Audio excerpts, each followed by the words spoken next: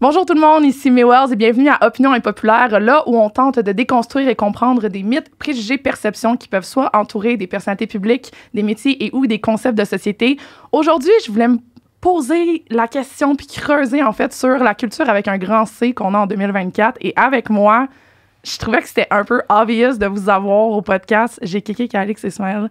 Rap Politique 11 Montréal, amongst other projects. Fait que ça, c'est les plus, je veux dire, grand public. Merci tellement d'être là aujourd'hui. Je trouve que c'est un miracle d'avoir été capable de trouver une plage horaire commune pour vous avoir, parce qu'on est 3 hyperactifs dans plein de projets. Alors, j'apprécie vraiment beaucoup que vous soyez là aujourd'hui pour venir me jaser. Un dimanche matin, c'est très officiel. Sérieux. C'est pour ça que j'apprécie encore plus. Normal, t'inquiète. Écoutez, les gars, c'est ça. Je vous ai dit un peu off-cam. Je suis rentrée dans un genre de rabbit hole dans regarder vos backgrounds parce qu'évidemment, je trouve que vous êtes devenus des figures influentes, en fait, de la culture, du divertissement, des médias. Vous êtes vraiment imposés avec vos 2 plateformes. Et là, après ça, c'est de rentrer dans vos backgrounds qui me fascinent complètement. Fait que je vais commencer avec Kéké. Bon, j'ai vu ta bio plus classique, entrepreneur, réformiste social, producteur exécutif issu de la communauté haïtienne, engagé dans plusieurs causes sociales. Ça, je pense que c'est assez straight up, on le voit quand on regarde tes plateformes. Et là, moi, ce qui m'a surpris, c'est là que je rentre. Tu as été vidéographe pendant plusieurs années de la communauté hip-hop puis organisateur de spectacles. Tu as booké plus de 400 artistes en 10 ans. Là, ma première question, parce que là, je te vois plus, est-ce que c'est là que tu as rencontré The End? Oh, même pas. The End, c'est vraiment vers la fin que j'ai arrêté de faire tout ça. Okay. J'ai commencé à faire des shows en 2008, quasiment avec mon frère. Il faisait des shows au Café Campus. Ça s'appelle Pure Talents. OK. Puis, on a fait des shows avec Dramatique parce qu'elle allait à l'école avec lui. Fait que là, il a dit, oh, je vais tout commencer avec Dramatique. C'est un nom déjà dans l'industrie. Fait que ça va pouvoir me permettre d'être dans la scène. Puis moi, je filmais déjà les shows. Puis après, on a fait une édition avec Casper. Après, on a fait une édition avec Cyrano. Puis Cyrano habitait sur ma rue, tu sais. Puis là, quand on avait booké Cyrano, on est dans le meeting. Puis là, après, le patin est là. Puis de dos, il se passait. Il dit, oh, pas mieux, arrête de prendre tes pauses, là. Mais depuis ce moment-là, j'avais déjà genre mon back and forth avec Cyrano. Mais à un moment donné, lui allait avec comme... Tu sais, mon frère allait dans une certaine direction. Puis moi, je voulais toucher plus ce côté soul R&B-ish. Parce que, tu sais, dans la culture urbaine, tu parles de hip-hop, tu parles de R&B. Ouais. Directement là. Les plus gros, je peux dire, singles des années 90, t'as un hook R&B qui est là, tu sais, ceux qui restent dans ta tête, tu sais. Puis là, j'ai commencé à faire un concert qui s'appelle The Soul of R&B. Okay. J'ai fait ça dans la salle de mon oncle au Club Lambi, sur Saint-Laurent et Mont-Royal. Puis que j'ai commencé à faire des shows avec Marco Volsi. C'est là la première fois que Tabi Ocha a performé. C'est là la première fois que Eza a performé. Wow. Je faisais performer Nicole Moussouni. J-Ron a commencé là aussi. Fait que c'est comme genre une école. Genre, tu sais, je voyais les vibes, un peu les Apollo Nights dans le temps. Ça, c'était Chaplin qui les faisait sur Ontario, Jello Bar. Il avait arrêté. Puis là, j'ai dit, yo, Bo, tu peux pas arrêter parce que yo, moi, je fais mon truc là. Fait qu'il me dit, au pire, allez, je t'envoie des artistes que j'avais commencé à book l'autre bord. Fait que, tu sais, il m'a référé Sarah MK, Oresia. Fait que, tu sais, j'ai fait plein d'artistes. Puis, en même temps... Notamment aussi, je pose avec Pusha T, Tinashe. Ça, c'est après, ça. Ça, c'est après. Mais je veux dire, juste pour racheter dans tout le roster déjà d'artistes, c'est fou. Fait que, dans cette période-là, c'est... Tu sais, je faisais des shows, mais, tu sais, je faisais aussi des suites vidéo pour les gars de mon coin. Parce que chaque gars, ils avaient des... Les gars du East, ils disaient, oh, dans l'Ouest, on n'a rien, monsieur. Whatever. Puis là, je disais, oh, moi, je filmais des mariages, ça te paye bien cher le week-end. J'ai pas besoin de me casser la tête. Puis là, je suis comme, est-ce que j'ai vraiment envie de faire mon CV avec ces gars-là? Là, je suis comme, yo, je dis, OK, gars, si je commence à. Parce que, tu sais, en plus, j'avais un 9 to 5, que, tu sais, je suis un bon employeur, mais pas un bon employé, là. Fait que ça, j'ai réalisé très tôt. Puis là, j'étais comme, comment vous pouvez me donner de cob, là? Ah, mais moi, je peux donner un 500 gouttes là. Puis toi, tu peux me donner. Moi, je peux donner 800 gouttes là. Si je calcule en une semaine, je dis, regarde, qu'est-ce que ça fait quasiment? Là, je dis, yo, c'est plus que mon 9 to 5. Je suis comme, tu sais quoi, OK, good. Fait que là, je faisais comme, je filmais des spectacles, mariages, puis les gars de mon coin. Puis c'est ça que je commençais à faire, tu sais. Puis quand je commençais à faire des shows locaux, puis les vidéos, mais à un moment donné, je suis comme, mais tu sais, il manque quelque chose. On dirait que c'est comme, tu sais, il plafonne, puis, tu sais, moi, j'ai envie d'aller plus loin. Fait là, je me suis fait comme, tu sais, on dirait que j'ai envie de prendre des noms. des plus gros noms, tu sais. Fait que Oui, parce que t'étais pas assez occupé. Fait que c'était comme, comment je peux vraiment m'assurer de me booker encore plus. Mais plus que je fais des choses, plus que, tu sais, je sais pas, c'est l'adrénaline. Puis là, c'est à partir de là que j'ai commencé à booker des noms. Tu sais, j'avais au COP avec un gars aux States pour des personnes qui étaient comme des... Tu sais, puis c'était de la vague des influenceurs, des models. Et t'as été, excuse-moi de te couper, mais je me rappelle, là, il y avait un gars métis, là. C'est ça, Don Benjamin. C'est ça, exactement. C'est dans ces parties-là que t'as commencé. C'est là que j'ai, justement, c'est... avec les influenceurs, exact. même avant que ça commence. Exactement. Puis On parle de quelle année, juste pour situer 2013. Oh, wow! OK. Fait que là, lui, il avait gagné American Next Top Model. Puis là, j'ai fait faire un party ici. Mais tu sais, je savais pas vraiment son impact. Fait que tu sais, on le fait venir à Montréal. Puis on marche juste sur cette Catherine. Et moi, c'est comme, oh my God, my God. Là, je suis comme, get. Là, on fait un party au Ivy Nightclub. Il y a plein de monde. Là, je suis comme, OK, good. Fait que là, après, je fais comme, je peux rentrer un peu dans ce milieu-là. 2014, je fais venir Toya Wright pour mon birthday bash. Je fais Pusha T. Qui j'ai fait d'autres, man? Après, j'ai fait... C'est quoi qui t'a poussé à ramener Pusha T? Parce qu'il était à Oshaga, puis il faisait rien. Chaud. Il faisait rien, puis le même contact, il a dit « Oh, est-ce que tu peux? » Puis je me rappelle, dans cette période-là, il y avait G-Eazy qui venait de drop quelque chose. Puis là, je travaillais souvent avec les gars de Times Super Club. Puis je dis « Yo, il y a un gars, man. » Je suis comme... Yo, il y a comme un genre de flavor, like, comme that cool white boy qui est comme, tu sais, il rappe, mais tu sais, il a comme son genre de style. Je suis comme « Yo, he has something. » Puis après, tu sais... Les gars, ils se disent, ouais, mais on le connaît pas. Je dis, ouais, mais des fois, you have to bet. Puis you guys are full of money. Ah non, je sais pas trop. Je dis, go, bro. Quand moi, j'étais plus jeune, moi et mon frère, on nous avait proposé J. Cole, we slept on that guy. So, je veux pas refaire cette erreur-là. Parenthèse, juste pour rentrer là-dedans. Excusez, je vais juste dévier rapidement. Comment, justement, vous êtes en mesure de convaincre du monde qui voit pas le potentiel? Parce que là, je sors du coq à l'âne, mais mettons, là, juste pour rentrer, t'as dit, ils voyaient pas le potentiel. C'est comment vous vous y prenez? Vous faites... Finalement, je fais tout moi tout seul. Des fois, il faut que tu le fasses parce que ça m'est arrivé. Tu sais, back then, pour J. Cole, ça, on a vraiment foiré parce que, tu sais, on avait les gars State Property. Mon cousin, il travaille à Fader Magazine. Ils font toujours des conventions puis des events. Puis il me parle de Wally puis J. Cole. Je suis comme, yo, t'es nouveau gars, là. C'est comme, on n'a pas besoin de savoir. Nous, on veut avoir, là, P.D. Craig, Freeway, tous ces Young Guns, c'est ces gars-là. Puis lui cherchait une équipe de promotion ici, on l'a pas occupé. Après, là, c'est là qu'on voit qu'il blow up. Il est avec Jay-Z, je suis comme get. Ensuite, ça va arriver avec G-Eazy. Les gars, ils ont dormi sur lui, tu sais. Après, il a fait le Me, Myself and I. Il a fait 700 millions. Puis ça m'est arrivé après avec Taiki. Que t'as réussi ou que c'était une miss opportunity? C'est qu'une de mes amies est en France, elle était à l'école avec, puis elle m'a dit, il faut que tu puisses regarder ce gars-là. Puis je pense que, tu sais, Geneva n'était même pas encore sorti en plus. Là, j'ai dit, ce gars-là, il se danse avec une confiance que j'ai jamais vue. Puis il y avait un gars qui cherchait un event avec un artiste haïtien puis afro. Puis là, j'ai dit, il faut que tu checkes ce gars-là. J'ai dit, ce gars-là là, va devenir une star. Puis là, quand j'ai parlé avec les gars, son manager dans le temps, Amos, il me dit, nous, c'est comme 1500 ou 2000 $ avec 3-4 VHR, puis on fait quelque chose de tranquille et tout. Là, je dis, yo, le patin, en plus, le bolette. Oh non, moi, là, je suis comme, yo, bro, juste. Puis moi, j'étais pas retourné nécessairement dans le booking, ni, tu sais, rien. Fait que je dis, yo, bro, juste prends le gars, bro, tu perds rien. Il attend 1 an. Après, après, il me revient, il me dit, yo, frérot, ton contact d'attaquer. Ah, mon frère, là, de 1, c'est 80 000 et il faut que tu passes par Ivenco, mon frère. Je peux plus t'aider, là. Ah ouais. Puis là, après, quand Taki est là, après, je lui parlais, puis il dit, ah, yo, ouais, c'est ça, des fois. Il faut que tu sortes toi-même l'argent, là, j'avoue, mais en tout cas, mais yo, j'ai cru en toi avant les autres, Stills. Mais ouais. Puis je pense aussi, l'artiste, quand tu crois en lui, quand ils sont nouveaux, ça crée des liens beaucoup plus forts, tu sais. C'est difficile, comme tu as dit, comment tu vois le potentiel. Moi, j'ai pas beaucoup d'expérience là-dedans, mais trust me, que quand tu vois une vague passer, tu peux prévoir un peu la deuxième. Oui. Parce qu'on dire, une fois que tu as miss une opportunité, une fois qu'une autre se présente, tu sais un peu mieux à quoi...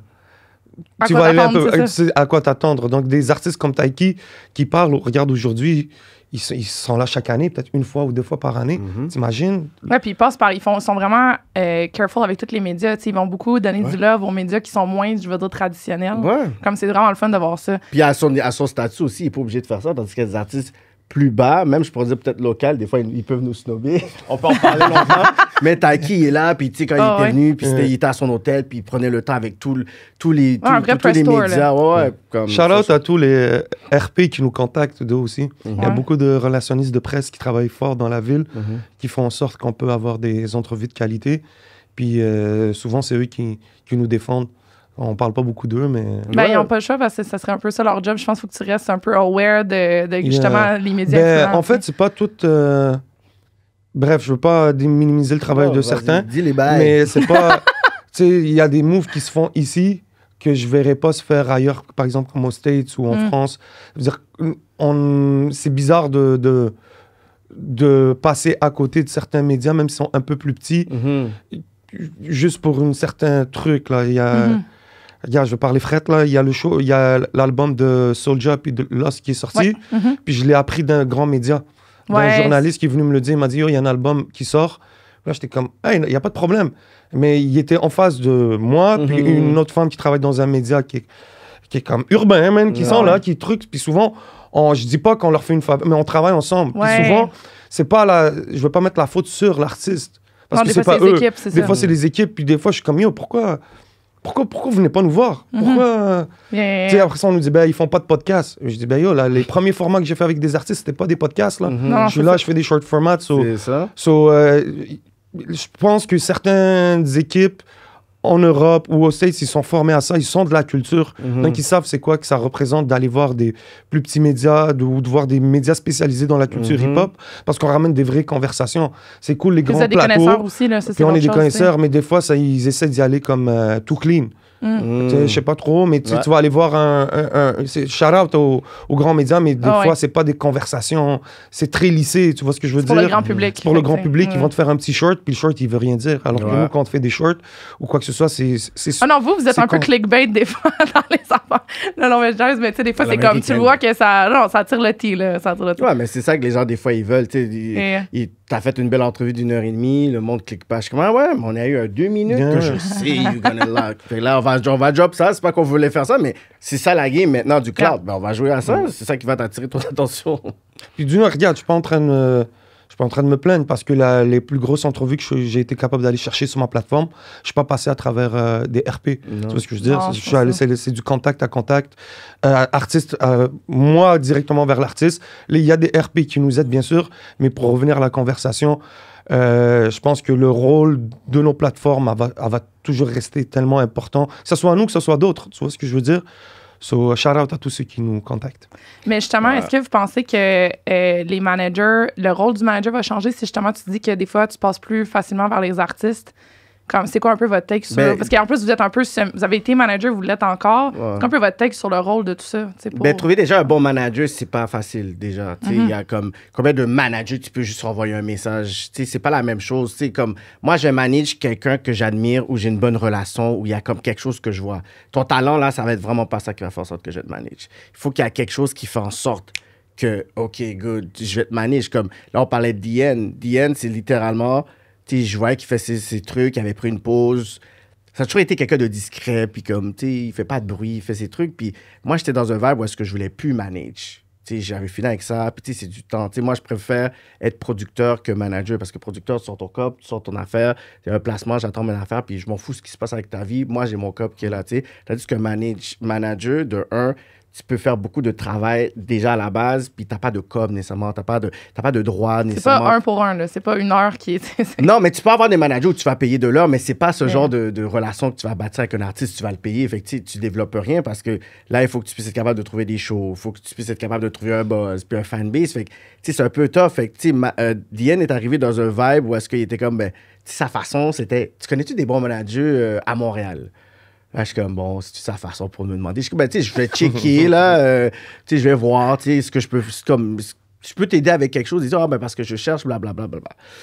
Là, après, je suis comme, bon, là, je fais mes trucs. Puis là, j'ai toujours comme mes personnes où est-ce que je vais vraiment me demander, des questions, Fait là, j'appelle Fab. Je suis comme, yo, devine qui m'a appelé. Diane est comme, oh, ouais, Diane, j'écoute sa musique. Là, je suis comme, OK, elle essaie de me le survendre. Là, j'appelle Smiley, il dit, ouais, il y a du potentiel. Puis là, je suis comme, ouais, mais le dernier track, c'est juste ça. Je suis comme, OK, you know what? Il y a un board de direction avant que ça soit officialisé. Oui, parce que c'est comme les personnes, j'ai une affaire, puis ils vont me dire oui, non. Comme tout de suite, j'ai mon instinct, mais eux, je sais, ils vont me dire les bails Fred. Puis là, après, j'ai dit, on va faire un an d'essai, puis on va voir comment. Puis on a tellement eu un vibe, genre, friendly, que, ça s'est juste développé. Puis là, comme on travaille ensemble, till today. Sauf que si quelqu'un qui me dit aujourd'hui, yo, je cherche un manager, je vais dire, tu sais quoi, regarde, je peux te faire un consulting services pour l'instant. Puis de là, je vais voir. Tu comprends? Tu sais, je ne veux pas nécessairement être dans un rôle de manager avec quelqu'un parce que souvent, c'est c'est le rôle le plus ingrat dans l'industrie parce qu'il y a une between. Tu sais pas comment faire de l'argent nécessairement, puis on pense pas à toi. Tu comprends? Le club owner va vouloir faire de l'argent, le DJ, le band, l'artiste, mais tu sais, le manager est comme in between. Genre, c'est comme un promoteur aussi. Le promoteur, tu sais, il est comme in between. Fait que c'est comme. C'est bon d'avoir un rôle de manager / producteur, manager / host. Comme ça, tu es capable de pouvoir mettre plusieurs chapeaux sur ta tête, mais c'est dur de trouver des managers puis des artistes à Montréal. Je le vois, la différence, qu'ils n'ont pas de manager. Je le vois, des fois, c'est instantané. C'est quoi, mettons, les signes qui te fait dire? La musique qui sort, la qualité. J'ai dit, il n'y a pas quelqu'un qui t'a check-up, il n'y a pas quelqu'un qui... Tu sais, c'est comme... Comment t'arrives? Là, je sais que t'as pas un manager. J'ai dit... Des fois, je dis quelque chose, je suis comme... C'est comme rendu instantané. Je parle avec un artiste, je dis, ça paraît que t'as pas un manager. J'ai dit, ouais, mais il faut que je fasse ci, ça. J'ai dit, oh, c'est comme tellement delusional. Je dis, où t'as appris ça? J'ai dit, t'as été voir ça sur YouTube. C'est pas comme ça que ça fonctionne. Parce que t'as pas de manager qui est capable de te dire des trucs comme oui, non, oui, fais ci, fais ça.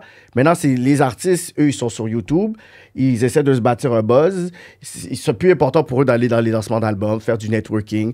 Ils savent même pas tenir un mic. Tu comprends? Ils sont dans l'univers des streams, puis ils sont dans cette affaire-là. Puis après, ben moi, je veux me faire payer, puis je veux... Tu sais, ils sautent les étapes. Manager va vraiment te dire... Yo, avoir un big picture 360 de justement mettre tes enfants. Ouais, il faut que les managers soient capables de pouvoir vraiment aller step by step avec l'artiste, capable de le dire non, puis que l'artiste peut accepter que l'artiste, comme lui dit aussi non. Tu sais, il y a des artistes que j'ai travaillé, j'ai même pas mané, j'ai travaillé au début avec eux, puis aujourd'hui, c'est comme si they're too big for you. Tandis que Diane, il va à Paris, State, puis après, il va encore me demander des trucs de base, puis il dit non, that's not good. Ah ouais? Ok, good, je vais le changer. Ça me surprend toujours, ça, quand j'entends des histoires de même, des gens qui t'ont aidé à te développer, qui étaient là vraiment quand il n'y avait pas de bénéfices. Puis qu'après ça, ils oublient Moi, puis 11, on peut t'en dire pour beaucoup des gens qu'on a aidés, on a poussé, on a donné leur première scène, puis aujourd'hui, c'est comme...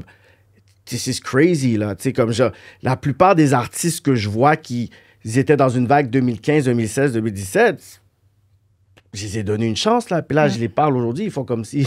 Ah ouais, hein? Ils me connaissaient pas, là, avec, oui, le fait que je me suis comme rebrandé comme tellement souvent, puis là, ils voient que, OK, j'ai un nom. Fait que là, oh oui, Kéké, mais... Tu sais, sinon, ils m'auraient passé dans les oubliettes, là, surtout dans les entrevues. Je suis comme, yeah, tu parles de cette affaire-là, mais c'était moi qui t'avais booké là. Mais c'est correct, c'est chill. L'affaire, c'est que le manager va croire en l'artiste, mais est-ce que l'artiste croit en manager?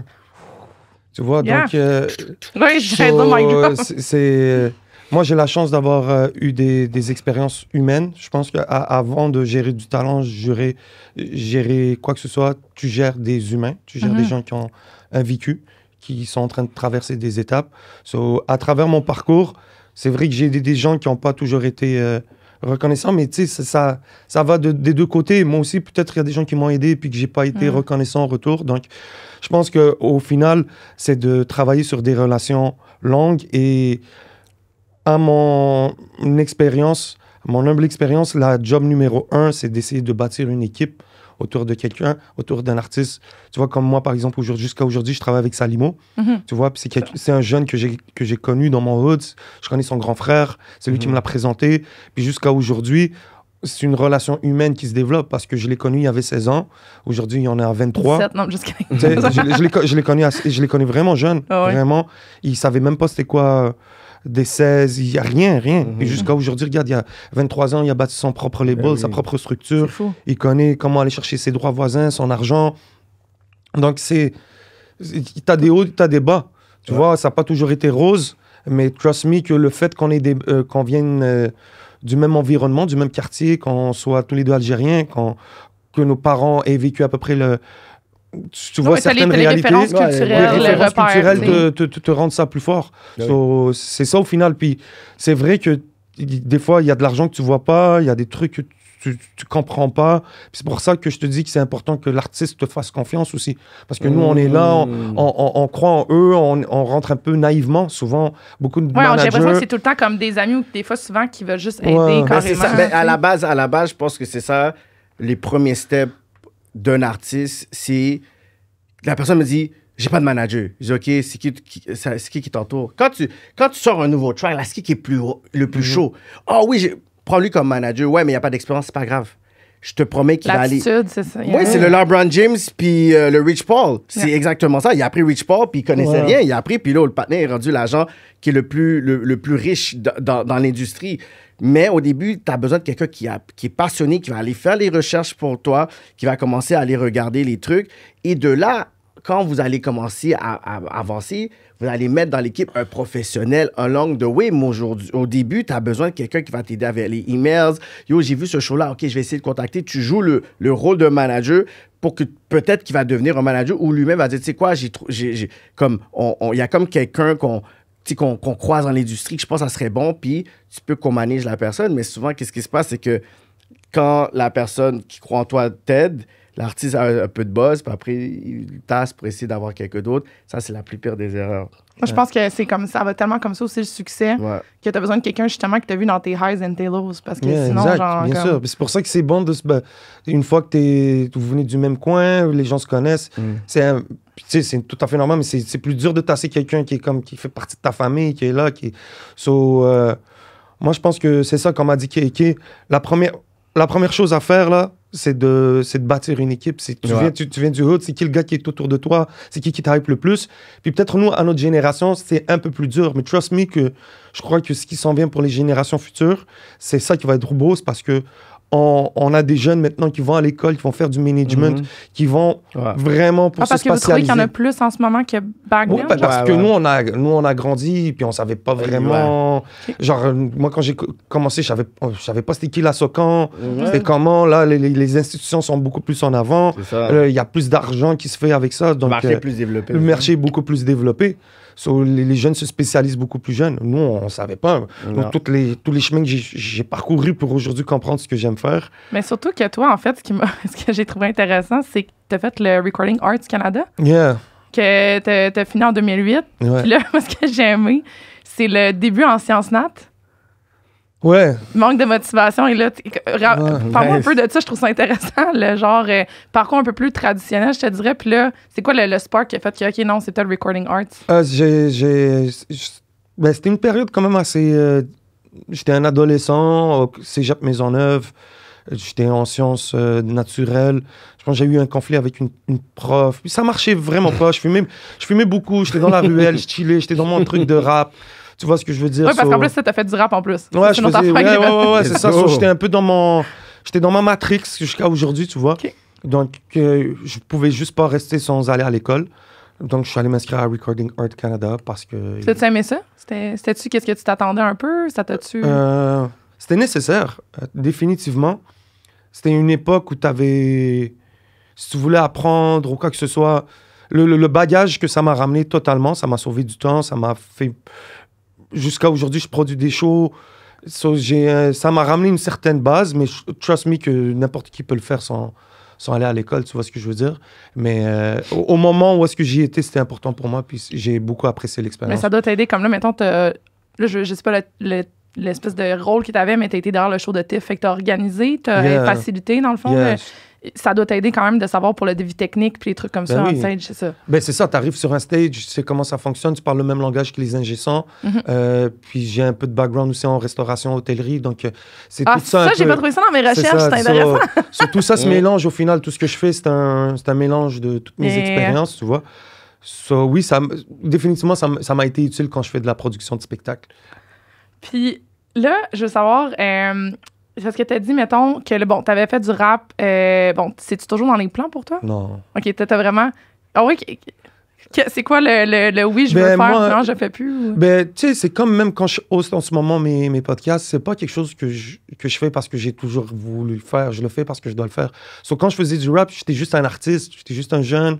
Et j'ai commencé Inima, je l'ai connu, mes gars du hood, on joue comme on était tout un peu naïfs. Donc, on faisait du rap parce que...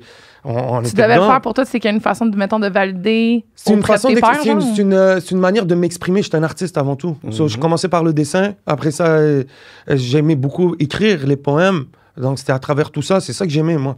Tu vois, ensuite, quand j'ai commencé à enregistrer mon entourage, parce que j'ai comme trouvé le déclic sur comment ça s'appelle, Audacity. Le fameux programme Audacity. Okay. Quand If you know, you know. Quand j'ai trouvé on allait enregistrer chez mon boy, puis la première fois je suis rentré chez mon boy, là, on a enregistré sur Audacity avec un micro là, comme de 1 pièce là, de Dollarama. Puis je suis allé enregistrer sur le beat de Get It on the Floor de DMX, Rest in Peace. Puis on n'arrivait pas à entendre l'instru, bro. Genre, c'est ça, j'attends parce que c'est mono, là, c'est comme ça. Le gars, il me disait, il faut que tu enregistres en acapella, puis après ça, il faut qu'on cale. Après ça, je me suis dit, mais first faut time... Faut que t'imagines le click-crack dans ta tête. J'étais comme, yo, c'est pas comme ça que ça doit marcher. C'est clair. Il y a quelque chose qui marche pas. Il y a quelque chose qui marche pas. Je suis rentré chez moi, j'ai downloadé Audacity, j'ai trouvé le glitch. Le tweak, et... Puis since then, j'ai enregistré mes gars. Genre, c'est même jusqu'à aujourd'hui, c'est long. Tu sais, je viens d'une grande famille. Moi, j'aime ça être entouré, j'aime ça faire partie d'un mouvement. Donc, quand j'étais à l'école, puis nous, c'était 2001, les attentats venaient d'arriver. Moi, avant tout ça, je savais pas que j'étais un arabe. Tu sais, je voyais pas la différence. Je grandissais dans mon quartier, mon ami, qu'il soit haïtien, qu'il soit québécois, qu'il soit... I don't see that, tu vois ce que je veux dire? Puis quand j'ai commencé à connaître le rap français avec Sniper... Puis là, j'entends un gars Aketo qui rappe en arabe avec Tunisiano. Les gars, ils te parlent des choses différentes. T'es comme, oh! So, c'est mes boys qui me faisaient découvrir tout ça. Moi, je connaissais rien au rap. J'étais juste un petit geek qui dessinait. Il dessine encore beaucoup, il dessine très bien d'ailleurs. La première fois qu'on s'est vu en studio, t'étais en train de faire du Photoshop avec Missa là, en studio. Ouais, c'est vrai. Du Photoshop pour genre. Il était vraiment tout le temps avec, j'ai l'impression, un projet de dessin, something. C'est ça, c'est toujours une façon de m'exprimer. Donc, être rappeur, je me suis jamais réveillé un jour en me disant je veux être devant des grosses foules, rapper, faire des grosses chansons. Ça, c'est l'art en tant que tel. C'est l'art en tant que tel. Je fais mon propre chemin à travers tout ça, tu vois ce que je veux dire? Mais là, rentrons là-dedans. Parce que ça me fait poser beaucoup de questions, justement, vos backgrounds qui sont, on va dire, pas le classique blanc-keb. Bon, juste pour faire en chiffre pour les gens qui suivent. Bon, Rapolitique, c'est 20 000 subscribers sur YouTube, 256 vidéos, plus de 5,2 millions de views. La vidéo la plus populaire, c'est avec Connaisseur Ticazo, 225 000 views. Sur IG, c'est 13,7 followers. 11 Montréal, c'est 13,7 000 subscribers sur YouTube, 400 vidéos, plus de 2,5 millions. Votre vidéo la plus populaire, c'est l'entrevue avec Tizo, 82 000 views. I didn't know that. Yeah, j'ai fait mes recherches. Puis sur IG, c'est 14 000 followers. C'est incroyable, ces chiffres-là. Puis moi, je dis tout le temps, ce qui me fascine, c'est que c'est mostly aussi du contenu organique, dans le sens où vous avez des résultats qui sont organiques, donc pas payants. Ils n'ont pas payé du monde pour avoir ces chiffres-là. Avant qu'on rentre dans vraiment la genèse et pourquoi ça a été nécessaire d'avoir 11 Montréal puis Rapolitique, mes questions pour vous, pourquoi vos vidéos les plus populaires sont les plus populaires selon vous? Fait que pour Rapolitique, c'est Connaisseur Ticazo. Pourquoi tu penses que c'est 225 000 views? C'est à cause que le patin était disparu pendant des années. C'était la pièce manquante dans l'évolution du rap. C'est un besoin sur le street rap. C'est comme il cochait tellement de cases. Puis que c'était Ticazo ne veut plus rapper, c'était ça le word on the street. Il veut plus rapper. Ah ouais, hein? Okay. Fait que pour nous, c'est yo. Puis là, on entend que il va sortir son album. Il vient de signer.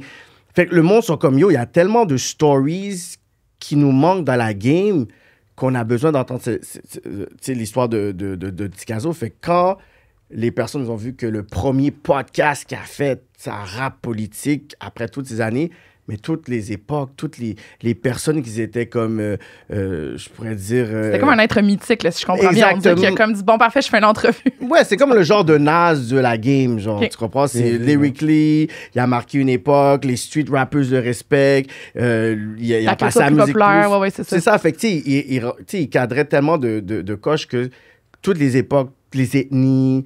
Les générations, ils ont écouté l'entrevue, là. C'est une évidence, là. Ouais, tu vois, Cyrano, il dormait même pas pour cette entrevue-là. Il a dit, yo, le panel, il était là, tellement qu'il était là. Je dis, je l'estime Cyrano, parce que comment nous, on fait un rap politique, c'est que Cyrano commence à peu près les 45 premières minutes, 50 minutes, puis moi, j'embarque quand il est trop gelé. Tu comprends? Fait que c'est un peu comme ça. Mais là, il était tellement, yo, moi, je connais tous les lyrics. J'ai dit, OK, tu sais quoi, Cyrano, vas-y. Là, il en mettait. Fait que, tu vois, il y avait le côté où est-ce que, il y avait le respect par rapport à Ticazo, mais aussi, on voulait que on puisse vraiment couvrir toute cette aura. Les angles, oui, c'est ça. Voilà. De ton côté, c'est l'entrevue avec Tizo, 82 000. Pourquoi tu penses que c'est justement la vidéo la plus populaire sur votre chaîne YouTube? C'est une bonne question. Pourquoi c'est la plus populaire? Ben, aussi l'entrevue, Tizo, je l'ai eu à une période où ça a commencé à bump, vraiment une certaine période. Puis, je sais pas, moi, je l'aime beaucoup, cette entrevue-là, parce que c'est juste... Il y a même des gens qui ont essayé de répliquer cette entrevue-là de certaines plateformes, parce que, je sais pas, c'est naturel. Il était dans son salon, en train de fumer sa clope, il y avait PC, c'est bon, Alain est en train de faire du beat en arrière. Puis, c'était ma première convo avec Tizo.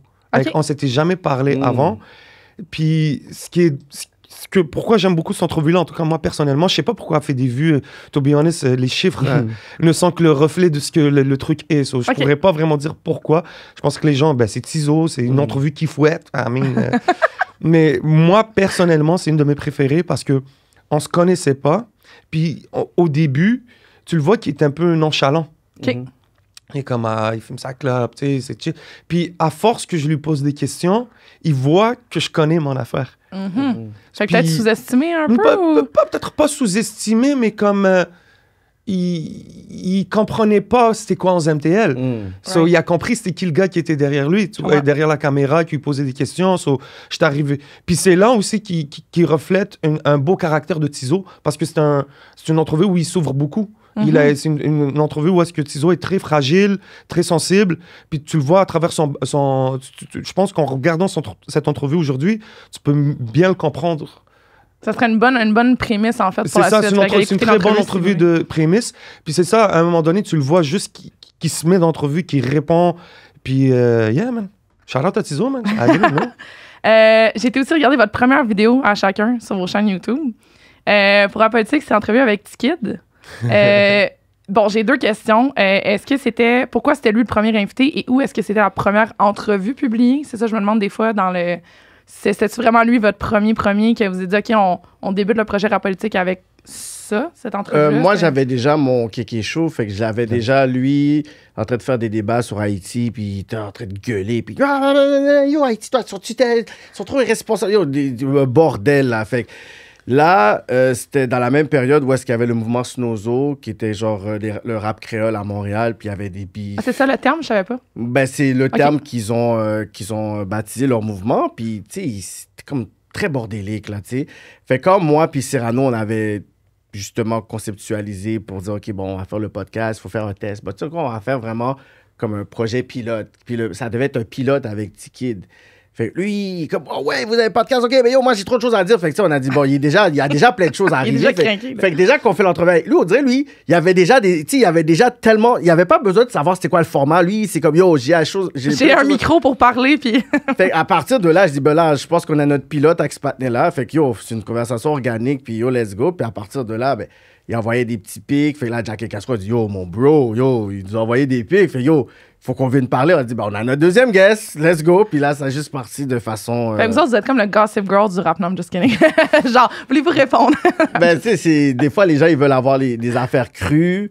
Ouais. Puis des fois, je me dis, ce concept-là n'aurait pas marché avant. Le monde aurait été beaucoup plus susceptible. Puis, tu sais, il y avait d'autres politiques, d'autres lois que maintenant, tu sais, le podcast game a eu son succès aux States. Ouais. Le monde a été fanatique du Breakfast Club, les Charlie Main, puis tout ça. Fait que c'est comme si ils ont comme un peu compris un peu c'est quoi le vibe. Le potentiel aussi. Le potentiel, mais avant, les gens, ils auraient pris ça de façon trop perso. Fait que c'est pour ça que je pense qu'on est rentré dans un bon era pour le podcast game. Parce que ça, toi, dans le fond, en 2017, tu as écrit ton propre show, le Kéké Show. Ah. Ça dit que tu as accueilli plus de 200 panélistes qui proviennent d'ici et d'ailleurs. Puis là, pour la saison 2020, en contexte de pandémie, tu as eu 15 panels qui ont été diffusés déjà là sur Natif TV. Je voyais ça dans ta bio, mais... Ou c'est Facebook Live, probablement? Ben, en fait, c'est que... C'est ça, j'ai commencé en 2017, Facebook Live, avec mon téléphone. C'est juste, j'avais des conversations que je voulais faire. Puis boum, là, le monde se connectait sur Facebook, 500, c'est ça, là, je comme get. Puis là, il y a le monde qui dit, oh, je vais venir en studio. Fait que là, le monde sont venus en studio, mais ils étaient debout. Je dis, OK, ben, on va mettre des chaises. Là, ça devient comme, OK, ben, là, j'ai des caméras, puis j'ai des gens là. Je fais comme, mais je regarde qui? Là, je vais faire comme un talk show, tu sais. Okay. Puis là, après, avec le temps, mais tu sais, c'est comme devenu un genre de mouvement organique pour parler des enjeux sociaux, politiques, économiques, relationnels, tout ça. Puis ensuite... C'est ça qui t'a donné le goût de faire rap politique par la suite pour avoir une branche plus nichée? Même pas. Okay. Tu sais, parce que je parlais toujours de de hip-hop sur mon wall. Ouais. J'avais... Oui, t'es un amoureux de la culture tout court. En fait, là, t'as juste transféré les conversations qu'il y avait sur ton Facebook, man, puis que tu les as mis sur basically, c'est vraiment ça. là. Tous les gens qui te suivent since C'est l'époque des statuts Facebook. Même moi, hein, genre, on a tous commencé un peu avec des statuts, puis après ça, on a juste transféré ça sur des podcasts. Mais c'est vrai parce Écrit à que... l'oral. En fait, c'est quand Facebook a annoncé la fonction live. J'ai fait Facebook Live. Yo, j'ai apporté mes trucs dans un live. Dès que c'est que l'application Facebook Live, c'est là que j'ai commencé à faire mes lives. Puis en 2016, je faisais quand même des entrevues avec Groove Motion. Ça, c'était une petite radio Internet. J'avais fait une entrevue parce que, tu sais, ils avaient un bloc de musique, mais ils n'avaient pas vraiment des personnalités pour recevoir leurs artistes. Fait que j'avais fait des entrevues avec Youssoupha, avec le manager, l'ancien manager de Section d'Assaut. J'ai fait des entrevues. Dawala, j'avais fait une entrevue avec Dawala. Puis ensuite, eux, ils m'avaient foutu dehors parce que c'est comme Jack et Castro sont venus, on avait comme des bouteilles et tout. Ils disent, oh yo, vous pouvez pas, on a notre caméra. En plus, tu nous filmes, t'es bizarre. Ils disent, ouais. Ils disent, oh, moi, je veux plus ça. J'ai comme, yo, j'ai dit, de toute façon, je donnais de la vie à ton affaire là-bas. Et là, puis c'est après que j'ai dit, oh, yo, je fais mon propre affaire. Puis là, après, c'est là que l'idée de quelque chose. Fait que, thanks to y'all, d'avoir fait ça. Puis en même temps, pendant que je faisais mon truc, parce qu'on est 4 dans la politique, il y avait déjà Tyler puis Brian qui faisait un concert qui s'appelait Montreal Blurb. OK. Puis ça, c'était avec des vloggers comme vraiment... Plus sur le terrain, genre? Ou... Non, mais c'était vraiment genre multiculturel. On parlait de tout. Genre, il y avait des Irlandais, il y avait des Arabes. Tu sais, comme, c'était vraiment drôle. Tu sais, c'était des capsules. Puis de là, tu sais, Cyrano, de son coin, il dit, yo, il y a Montreal Bleu, il y a quelque chose. Puis il voulait pas avoir quelqu'un pour faire un podcast qui allait trop dans sa direction. Puis moi, Cyrano, c'est comme le jour et la nuit, là. Ouais, vous êtes très complémentaires, je pense. C'est ce qui fait que vous vous auto-régulez, je dirais, là, de certaines façons. Là. Fait que de là, c'est là qu'il m'a approché. Puis là, après... Moi, j'étais comme, Cyrano, il n'est pas vraiment actif. Tu sais, c'est comme, c'est quoi qu'il veut? Puis c'est quand on était dans le meeting, j'ai vu Tyler Brian. Là, je dis, oh, tu travailles avec ces deux-là? Je dis, bah, yo, je suis in. Ah ouais, comme ça. Je dis, ouais, si t'es avec ces deux gars-là, dis, Cyrano, je te promets que le projet va marcher. Parce que ces gars-là, c'est deux malades mentales. Fait que eux sont plus derrière la caméra, si je comprends. OK, voilà. Fait que vous êtes vraiment 4 à la politique. Ouais, voilà. C'est fou. 11 Montréal, ta première vidéo, c'est Perfo Live de Manu Militari. Alors, ma question, c'est est-ce que la genèse de 11 allait être une couverture d'événement ou c'est juste que tu t'es dit, je vais juste être dans... La jeunesse de 11, est-ce que c'était la couverture? Parce que, tu sais, comme c'était une perfo live de Manu Militari, je me suis dit, est-ce que t'allais plus... Bah, yo, j'ai paquet de vidéos que j'ai mis en non répertorié. Ah ouais, hein? Ouais, j'ai beaucoup de vidéos d'événements, des entrevues que j'ai faites pour mes shows, en fait. C'est ça, en fait. C'est un peu comme ça que ça a commencé parce que j'organisais des shows en sortant du Recording Art Canada. Puis à un moment donné, j'ai fait le Rap You Hood 3. Puis j'ai interviewé les artistes que t'avais booké, c'est ça. Que j'avais booké pour faire de la promo. Donc, c'était un peu ça. Puis même si tu retombes sur des vidéos un peu sombres de d'autres channels YouTube que j'avais créés quand j'étais jeune, j'étais dans les portiques du Hood à Anjou. Puis j'avais un boy à moi, Silky, Big Shout Out Silky. Je pense que tu connais Silky. Puis je le filmais en train de faire ses freestyles. Donc, c'est un peu... Puis la vidéo de Manu Militari... Bah, il fallait que je mette une première vidéo. So, je me suis dit, celle-là marque quelque chose d'assez symbolique parce que déjà, Manu. C'est Manu, hein? C'est Manu. Puis, tu sais, t'as tous les gars de Rime Organisée, t'as P.A. Son âme, Sharif aussi qui est dans la vidéo. J'ai filmé ça avec mon iPhone. Comme c'est, je sais pas, c'était un peu un petit truc de nostalgie. C'est tellement iconique d'une période aussi, là, ça, quand tu le regardes. C'est iconique d'une période parce que ça, t'as l'entrevue de Salimo, Kid qui pull up. So, ouais. C'est intéressant. Mais là, j'en reviens à mes questions, c'est ça. Fait que tout le monde, maintenant, qui n'était pas au courant, vous avez un bon picture des deux plateformes. Justement, ça a été quoi, en fait, vraiment, on le comprend un peu, là, mais juste pour qu'on le dise vraiment, qu'est-ce qui a fait que vous avez senti que vous aviez besoin de débuter un peu vos médias respectifs? C'est-tu un manque, sans surprise, de représentation, mais c'est quoi un peu l'espèce de spark qui a fait comme, OK, là, on initie ce format-là. Là. Il y avait tellement de désinformation dans les médias, des partis pris.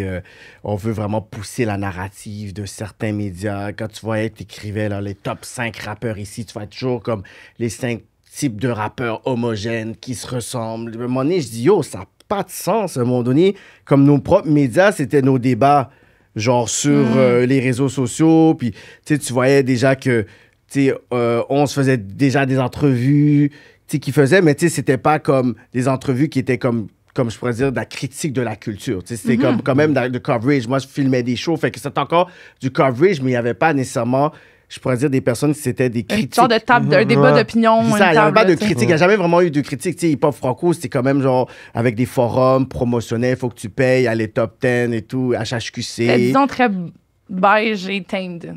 Comme... Oui, tu sais, fait que là, quand il y a eu peut-être le journal du hip-hop, tu sais, ça a amené un peu, tu sais, le côté où on sent qu'on couvre beaucoup de trucs de Montréal, mais tu sais, qui est vraiment comme pas traditionnel. Tu vois que tu commences à avoir du Easy S, tu vois du Inima, tu vois qu'il y a un côté où, ben, tu sais, le reste des autres médias, c'est pas que je dis que l'arrivée je pourrais dire, de journal du hip-hop, DMS, ça a comme marqué aussi une nouvelle époque. Tu comprends? Ça a comme marqué une nouvelle époque au niveau, je pourrais dire, des médias. Ensuite, il y a comme la lancée, tu sais, comme je pourrais dire, de la vague 2015, 16, 17, où tu vois que c'est Inima, Easy X 514 qui arrivent, Empress arrive puis qui commence. Fait que c'est comme il y a un nouveau truc. Vous pensez que c'est quand même un espèce de chapitre, quand même une date là, qui a fait Moi, je dis toujours, quand tu regardes cette époque-là, c'est Kevin Shane qui était... Merci, c'est ça, Kevin Shane. Kevin Shane qui était la chaîne qui était ton World Star hip-hop local. Okay. Empress qui arrivait avec le son. DMS qui arrivait avec la couverture radio, à faire de coverage. Ces entrevues avec Inima sont légendaires. Là, légendaires, till today. C'est beaucoup... Il a été capable de donner une voix à un artiste comme quand il y avait beaucoup... C'est là que tu te rendais compte que le zin dans la ville faisait parler. Parce qu'il y a des histoires qui se passaient. Après ça, puis Inima, il était très intelligent, un gars super intelligent. Il a profité de ça pour aller sur une plateforme pour comme rectifier les faits. Puis je pense que c'est à travers tout ça que beaucoup de gens se sont réveillés sur la scène locale, comme si, il y a un écosystème. Il y a un écosystème. Moi, c'est vraiment quand j'ai découvert, je me souviens plus par où, mais que j'ai vu vos entrevues respectives là, pour différentes raisons. Moi qui est une épicurienne puis une musicienne through and through, c'était comme, oh mon Dieu, ça me faisait réaliser d'autres, en fait, des genres musicaux que je navigue pas dedans, mais ça m'intéresse parce que ça m'explique des façons de voir, puis c'est autant bénéfique pour le pop que vice-versa, tu sais. Fait que moi, je me rappelle que c'était quelque chose qui m'avait marqué, puis j'étais comme, OK, ça, c'est vraiment intéressant. Je veux écouter, je veux comprendre sans jugement, j'ai vraiment adoré, tu sais. Non, puis après ça, ça t'ouvre aussi ça vraiment sur un écosystème qui est à part. Allez regarder les entrevues, je vous dis, moi je trouve que c'est des écoles 101 de styles musicaux parce qu'après ça aussi, puis c'est aussi dans mes questions, mais je vais rentrer dedans, comment vous gérez des fois quand vous avez à répondre au beef? Parce que j'ai l'impression que genre, dans des fois, il y a comme des points qui... En fait, pour moi, qui vient du pop plus... tu sais, c'était nouveau pour moi d'avoir vraiment... Tu sais, le plus gros beef que j'avais vu, je pense que j'en ai déjà parlé, genre avec Fly Dirty puis Raccoon, c'était genre MGK avec Eminem, genre Taylor Swift avec Katy Perry. Fait que là, moi, je suis comme, oh man, le monde se sent à l'aise de faire des pics. Comment vous gérez ça des fois, Est-ce que vous avez été un peu, I guess, de l'extérieur? Mais vous avez... Je comprends pas ta question. Ben, gérer des beefs à travers... Ben là, mettons, tu sais, là, on en a parlé, mais bon, on va le nommer, mais Renzo Cyrano. Tu sais, il y a comme des... À travers les podcasts ou quelqu'un qui va avoir un pic. Tu sais, déjà, tu sais, ça a toujours été quelque chose, je pourrais dire, dans le hip-hop scene ou dans le côté urbain. Tu sais, c'est plus le fait que là, Dice B n'est pas nécessairement dans le format podcast puis dans le format où les jeunes sont, mais tu sais, le plus gros beef quasiment dans l'histoire du rap game, c'est lui qui l'a dû le gérer. C'était Double Shot, à la radio. Fait que ça, c'était... Pour moi, c'était mon moment. On nettoie ça. Hot 97, quand vous regardez ça sur YouTube, c'était le moment où je suis comme get. Puis tu sais, c'était comme... Je pourrais dire l'époque, tu sais, comme on voyait genre, tu sais, des MFG, puis les 7-Nav. Tu sais, fait que moi, ça marque quand même une certaine époque, mais on a comme perdu ça avec le temps. Parce que comme je te dis, il y avait trop de... il y avait trop de... Un safety net, I guess. Ouais, mais c'est comme, c'est une période où est-ce que je pourrais dire, il y a eu une évolution du rap, mais avec des sections. Il y avait le Street Montréal, après, il y avait le côté anglophone, après, c'était comme vraiment comme le rap keb, après, c'est revenu à Montréal. Fait que c'est comme si c'était en train de se placer, puis je pourrais dire, la nouvelle vague a pu se placer, mais beaucoup avec la nouvelle technologie qui était justement les réseaux sociaux, les Instagram, les Snapchat, les podcasts. Fait que aujourd'hui, avec les petites pages aussi, comme MTL, Ladies, WC, fait que là, tu vois, il y a un écosystème entre les podcasts, les personnes sur la radio, les pages et le fait que là, on a des personnalités médiatiques qui ont commencé à se développer, qui sont aussi populaires que les rappeurs. Fait que, les 11, les J7, les DJ Crowley, Cyrano, qui font en sorte que là, nous, on est on the forefront. Fait que là, eux sont confrontés à venir dans des podcasts ou dans des médias. On va pas juste faire la promotion de ta musique, on va critiquer, on va dire des trucs. Puis là, eux sont un peu plus offensés parce que quand ils vont aller voir Mickey Guerrier ou Annie Soleil Proto, ils vont pas arriver avec ce genre de trucs-là. C'est l'affaire promotionnelle. C'est pas Salut Bonjour qui va avoir. Exactement. Fait qu'eux, ils vont dire, ouais, mais tu sais, c'est un podcast trash, puis ça. Ouais, mais si quand on parle de ta musique correctement, t'aimes notre podcast. Quand c'est rendu qu'il faut critiquer ton album, que c'est comme, yo, ton album était pas fraîche, oh ouais, tu te fâches. Mais tu sais, à la fin de la journée, on est style fan de ce que tu fais. Ça, c'était pas bon. Tu sais, comme la première approche que j'ai avec Soulja, c'était un petit froid comme ça parce que j'avais dit que l'album avec Tizo n'était pas nécessairement un bon album. Tu sais, j'ai dit quand même, quand c'est rendu que la presse est capable de voir que c'était pas wow, c'est que, regarde, c'était pas wow, là. Tu sais, fait que, il y avait cette partie-là que ses fans envoyaient, puis lui, il est en tournée, puis tu sais, super fatigué. Fait que lui, il reçoit. Il dit, by the way, on se voit bientôt, hein? Mais tu sais, il m'a dit d'une façon comme, hein. Fait que là, quand il est au podcast, il commence déjà l'entrevue, il dit, yo, bro, by the way, sorry de la façon que je t'ai répondu, c'est comme on voit ça, je comprenais pas ton vibe, blablabla. Puis quand moi, j'ai expliqué pourquoi cet album-là, je l'aimais pas, mais j'aimais mieux Backstage, puis papa. Il dit, OK, le gars, il faisait le pareil. Le panel est en train de me décortiquer pourquoi il aime... En fait, il a pris le temps d'écouter, puis c'est pour ça, justement, que la critique est genuine. Exactement, mais au début, les artistes, ils peuvent prendre ça un peu mal. Tu sais, j'avais critiqué l'album de Canicule. Tu sais, les gars sont comme, get, comme, tu sais, je sais que t'es down avec nous, le dernier, genre les boys. J'ai critiqué l'affaire. Tu sais, j'ai dit, ben, tu sais... Celui qui vient de sortir dans le fond. Ouais, j'ai dit, le premier beat n'a rien à voir avec le reste de l'album. Tu nous as donné un clickbait où est-ce qu'on sent que vraiment, on sent que ça va être du genre, on fouette ou c'est que, tu sais, c'est que 4 frappe 5-0. Puis dans ma tête, je suis comme, mais tu sais, c'est pas ça. Tu sais, je me dis, tu sais, la base de Canicule, c'est vraiment des beatmakers qui ont commencé sur un son de Brick Squad. Parce que moi, j'étais vraiment dans les débuts. Fait que Canicule n'est pas un collectif de rappeurs, c'est un collectif de beatmakers. Qu'ils ont mis les rappeurs aussi avec pour faire un son. Fait que, tu sais, c'est des PC, c'est des Dice Play, c'est tout ça. Mais là, c'est comme si tout le poids est sur Yo Alain. Mais Yo Alain est venu, il est venu dans le chemin après. Fait que moi, j'ai dit, ben regarde, en ce moment, celui qui carry l'album, c'est Sal Grimaud. Pourquoi? Parce que c'est pas une formule Canicule. C'est pas un album Canicule. C'est un album Canicule, oui, dans le collectif puis dans l'esprit. Mais dans l'originalité et dans la formule, c'est des beatmakers qui faisaient des beats à la Brick Squad, à la Young Chop. Puis c'est pour ça que quand les gars, ils débattent avec moi, je suis comme, OK, mais pendant que tu débats avec moi, t'es venu après dans le mouvement, là. Tu sais, comme, c'est ton mouvement, mais je connais la racine de ton mouvement, pas toi. Moi, j'étais vraiment là dans les débuts, tellement dans les débuts que Tizo rappait même pas.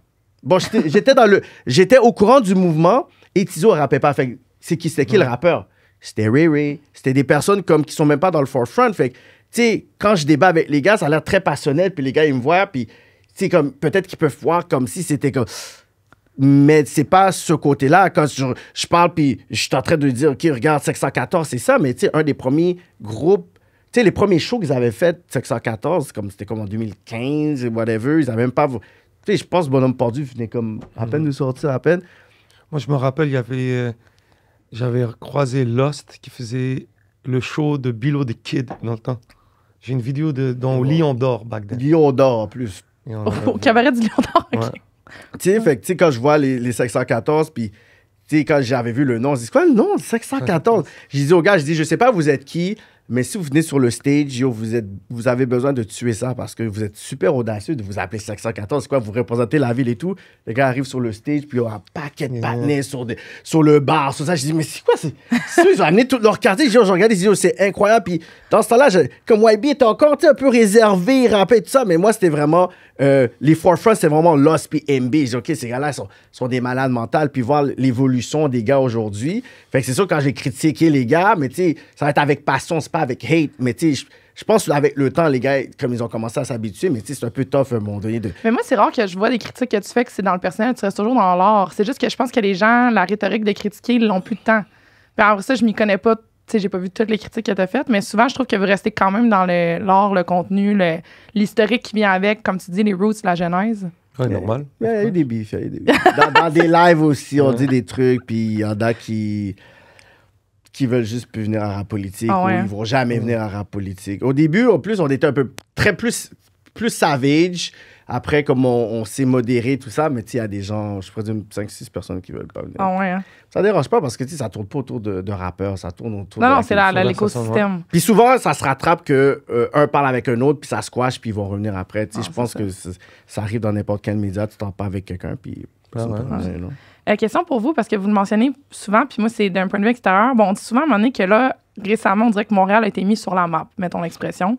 Moi, j'étais curieuse un peu, selon vous, bon, c'est quoi que ça veut dire exactement que Montréal est devenu sur la map, puis c'est à peu près depuis quand? Et est-ce que c'est associé avec des artistes plus particulièrement qui ont mis Montréal sur la map? Je vais te laisser répondre, je vais répondre après parce que c'est une grosse question. Oui, c'est peut-être pas ça. Ouais, non, c'est une très bonne question, mais j'ai laissé 11. C'est quoi mettre Montréal sur la map? Oui, parce qu'on dirait qu'on l'a entendu plus récemment. On dirait que, tu sais, on parle de la musique qui vient de Montréal, ça se démarque. Bon, est-ce qu'il y a des artistes en particulier qui l'ont plus mis sur la map? Parce que vous voyez une époque, on dit 2015-2016. Mais ça dépend. Comme Montréal a toujours été sur la map. OK. Donc, je pense que c'est juste une expression qui est venue parce qu'on avait un désir d'être reconnu, un désir de make it happen. Donc, c'est tout le Montréal qui était comme, peu importe c'est qui, c'était comme, oh, Montréal sur la map. Tu voyais un Inima pop-up, oh, Montréal sur la map, un move comme ça, à gauche, à droite. Donc, je pense que c'est une pensée collective. Mais ensuite, man, si on parle de Montréal et ses environs, les gens, quand tu leur parles de Montréal, culturellement, vont connaître. Mais ensuite, si tu leur parles de rap montréalais, ça va être un peu plus dur à l'extérieur. Tu vois ce que je veux dire? Mais... C'était pas d'ailleurs, j'ai vu un espèce de débat d'ailleurs de savoir, c'était-tu Montréal ou les régions qui influençaient vice-versa? Ouais, mais tu sais, Stills, les artistes qu'on sort de Montréal ou du Québec, c'est des artistes de la métropole. Tu vois ce que je veux dire? Ça. Peu importe que ce soit de la Rive-Sud, que ce soit Laval ou... C'est le Grand Montréal, maintenant. C'est le Grand Montréal. So, pour revenir à... Est-ce que Montréal est maintenant sur la map, c'est ça? Ben oui, puis aussi, est-ce que vous associez ça un peu à des artistes plus particulièrement que vous considérez qui rendent vie un peu à l'expression? Je pense que c'est un travail collectif. Je pense que ça a été que ce soit les Inima, Lost, Easy S, nomme-les Shreeze, que ce soit les Loud ou peu importe, tous ces Manu, tu sais, ou M-Post, nomme-les, man, Tikazo. Ouais. Genre, on a cette ce côté multidimensionnel de Montréal qui fait qu'aujourd'hui, tout le monde connecte ensemble. Puis ça donne, check, yo, Mike Shab. Ouais. Check un gars qui est en train de mettre Montréal sur la map de sa façon, mais c'est pas un gars qui a le même son qu'un Roger ou qu'un Inima, mais tu sais que dans leur... ils sont peut-être à un bras ou deux d'avoir les mêmes affinités, tu vois ce que je veux dire?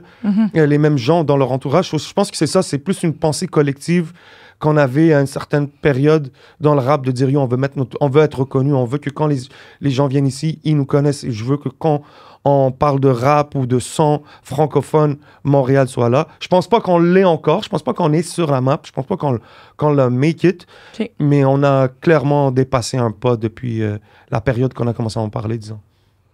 En tout cas, je sais pas si j'ai répondu à la question. Oui, non. Moi, j'allais dans le côté plus négatif. Vas-y dans le côté négatif, bro. Je suis en train de polish le shit. Non, c'est super valable. Parce que moi, c'est vraiment peut-être plus ma façon de voir ça. Toronto est sur la map. C'est ça, j'allais dire, parce que souvent, tu sais, quand tu penses à tout qui est sorti de Weeknd, Drake, Justin Bieber... je peux dire Toronto est sur la map, puis tout le monde va être capable de pouvoir répondre quelque chose de clair. Si je dis Montréal est sur la map, on va dire quelle scène? Parce qu'il y a 3 scènes. Le rap keb, le rap anglophone, le rap montréalais, francophone. Fait que c'est quelle scène qui est sur la map? Sur quelle map? Fait qu'on est sur la map au niveau des événements, des festivals. Tout le monde va prendre... C'est des gros états à Montréal, ça, c'est... Exactement. Mais encore là, on importe, on n'exporte pas. On n'a pas d'écosystème, on n'a pas nécessairement une radio hip-hop, on n'a pas... On est tout simplement des petites cellules. Il y a Zena qui le dead, mais de façon individuelle à sa façon. Il y a Mike Shab, Craven qui le font en drumless beat à New York de ça, qui sont complètement inexistants dans les médias ici. Il y a Inima qui le pète d'une façon en France qui est légendaire, mais que... On lui retire ses disques d'or. On lui retire le disque d'or, puis il fait son truc. Il y a Roger qui prend une autre scène en France qui fait que c'est tout simplement des personnes individuelles qui font des trucs extrêmement fantastiques avec les moyens qu'ils ont, mais c'est pas une identité qui est une identité, je pourrais dire, montréalaise. C'est pas une scène montréalaise. La seule fois que je peux dire on était sur avoir un son, on était à 2 doigts d'avoir un son à Montréal, c'était le moment à l'aise. C'est ce mouvement-là que les gens ne parlent pas vraiment. Ouais, parce que moi, ça me dirait... les gens ne parlent pas de ça. Pour moi, c'était là. Puis, tu sais, jusqu'à aujourd'hui, toutes ces personnes de ce mouvement-là, c'est eux qui bombent au niveau de beatmaking. On parle de Planète Giza, on parle de High Classified, on parle de P, on parle de K-Tranada. Je savais pas que c'était ça, Oui, c'est ça, c'est Jude qui fait l'amour de sexe, c'était dans ce mouvement-là. C'est le mouvement qu'ils avaient des fois le mouvement qui s'appelle le R-Beat Montreal, qui étaient juste des beatmakers qui remplissaient à craquer. Puis moi, je dis, c'est quoi qui se passe? Puis t'écoutais, il y avait une sonorité, il y avait une identité. Yo, we have a sound. Finally, we have a sound here. Puis après, bon, tu sais, le monde, ils ont comme un peu été à gauche, à droite. K-Trial a explosé, d'autres ont arrêté. Puis là, je dis, c'est le seul moment qu'on pouvait avoir un son. On n'a plus vraiment eu, je pourrais dire, un autre mouvement qui me disait qu'on était comme dans un mouvement rassembleur. Là, c'est vraiment encore très ségrégué, très politique au niveau du français-anglais, au niveau des médias. Ben, tu sais, encore là, il y a un genre de favoritisme sur qui qu'on veut mettre de l'avant. Fait que, tu sais, qu'on va dire Montréal est sur la map, ben, tu sais, ça va être difficile. Si je demande à quelqu'un, quel artiste tu connais de Montréal? Il va dire, oh, I heard that guy, Craven, man. Yo, fait qu'il va avoir toujours comme... Si tu parles un Américain, il va dire un gars anglophone, tu vas dire quelqu'un de français, mais il va dire, je connais là, oui, 56K. Nous, quand on est en France, dis-ce que vous connaissez? Il y a le gars, là, le type, là, je sais pas comment dire ça, là, il est du lourd, là. Mais tu vois, ça va être certaines personnes qui vont dire, ou ils vont dire un des gars des Word Up, parce que ça a été un des mouvements qui a été le plus, je pourrais dire, imposant en France. C'est exporté, comme tu dis, dans le fond. Exactement, mais pour dire que Montréal on est trop désorganisé, on est trop divisé. Je pourrais dire, au moins au niveau médiatique, ben, ils peuvent faire une tournée parce qu'ils savent qu'il y a ce média-là. Fait c'est comme, même médiatiquement parlant, on arrive un peu à essayer de pouvoir, mais encore là, tu sais, c'est comme... Mais yo, Drake, dans sa dernière chanson, il a dit My small town. Il a carrément il a comparé Montréal à une petite ville. My Montreal Connect. My Montreal Connect. Mais il a dit From small town. Donc, même pour eux, nos voisins Toronto, le gars Drake, il dit Montréal is a small town. Small town, c'est comme... C'est fou, là, quand même, là. Tu sais, c'est... Fait que c'est pour ça que je pense encore au disque d'Anna Sassouna avec le rappeur de Montréal. Allez voir ça, c'est vraiment bon. Tu sais, comme moi, je trouve que c'est quand même dommage parce qu'on est supposé d'avoir une force que les autres n'ont pas. Tu sais, surtout dans l'ère où est-ce qu'on est. C'est quoi selon toi, mettons, quand tu dis la force que les autres n'ont pas? La force, c'est littéralement, on est minimum ici quasiment trilingue ou bilingue, tu comprends? Fait que dans la sphère aujourd'hui où ce n'est pas nécessairement la musique anglophone qui fait en sorte que tu es international, c'est le meilleur moment où est-ce que les artistes du Québec doivent faire ce mix-là. Quand tu vois Aya Nakamura, qui est l'artiste francophone la plus écoutée au monde, mais elle c'est une légende au Brésil, c'est une légende comme en Allemagne. Quand tu vois un Stromae qui tue des scènes aux States, là, tu vois qu'il y a littéralement les filles des Coréennes, là, je pense que c'est Blackprint. Ouais, Blackpink. Ils sont en train de le tuer aussi. Fait que nous, on est dans cette ère-là où est-ce qu'on peut comme commencer à dire, tu sais quoi, puis ça fait longtemps, tu sais, mais en France, tu vois, ils vont faire une affaire, ouais, mais tu sais, ils vont dire 2-3 mots, mais nous, on est capable de pouvoir le dead, là, le street slang ou de mixer ce fusion-là. Puis ce que j'ai aimé, c'est le dernier beat de Charlotte Cardin. Ça fait peut-être 3-4 mois qu'elle fait. Ouais. Elle fait les verses en français, puis son hook est en anglais. Ah, mais ça, le franglais, ça fait longtemps que dans le pop que ça existe. Je m'en fais en faisant en 2010. Mais ça, c'est quelque chose qui... mais il faut que ça soit quelque chose, c'est une identité au Québec. Pour dire, tu sais quoi, le Québec have something that we don't have, parce que... Ça peut pas être Québec, il faut que ça soit Montréal, parce que Québec, ils vont dire... J'ai voulu être gentil. Je voulais être gentil, mais c'est vraiment ça, le son de Montréal, c'est que yo, c'est que dans une même phrase, tu peux avoir de l'arabe, du créole, du français, de l'anglais.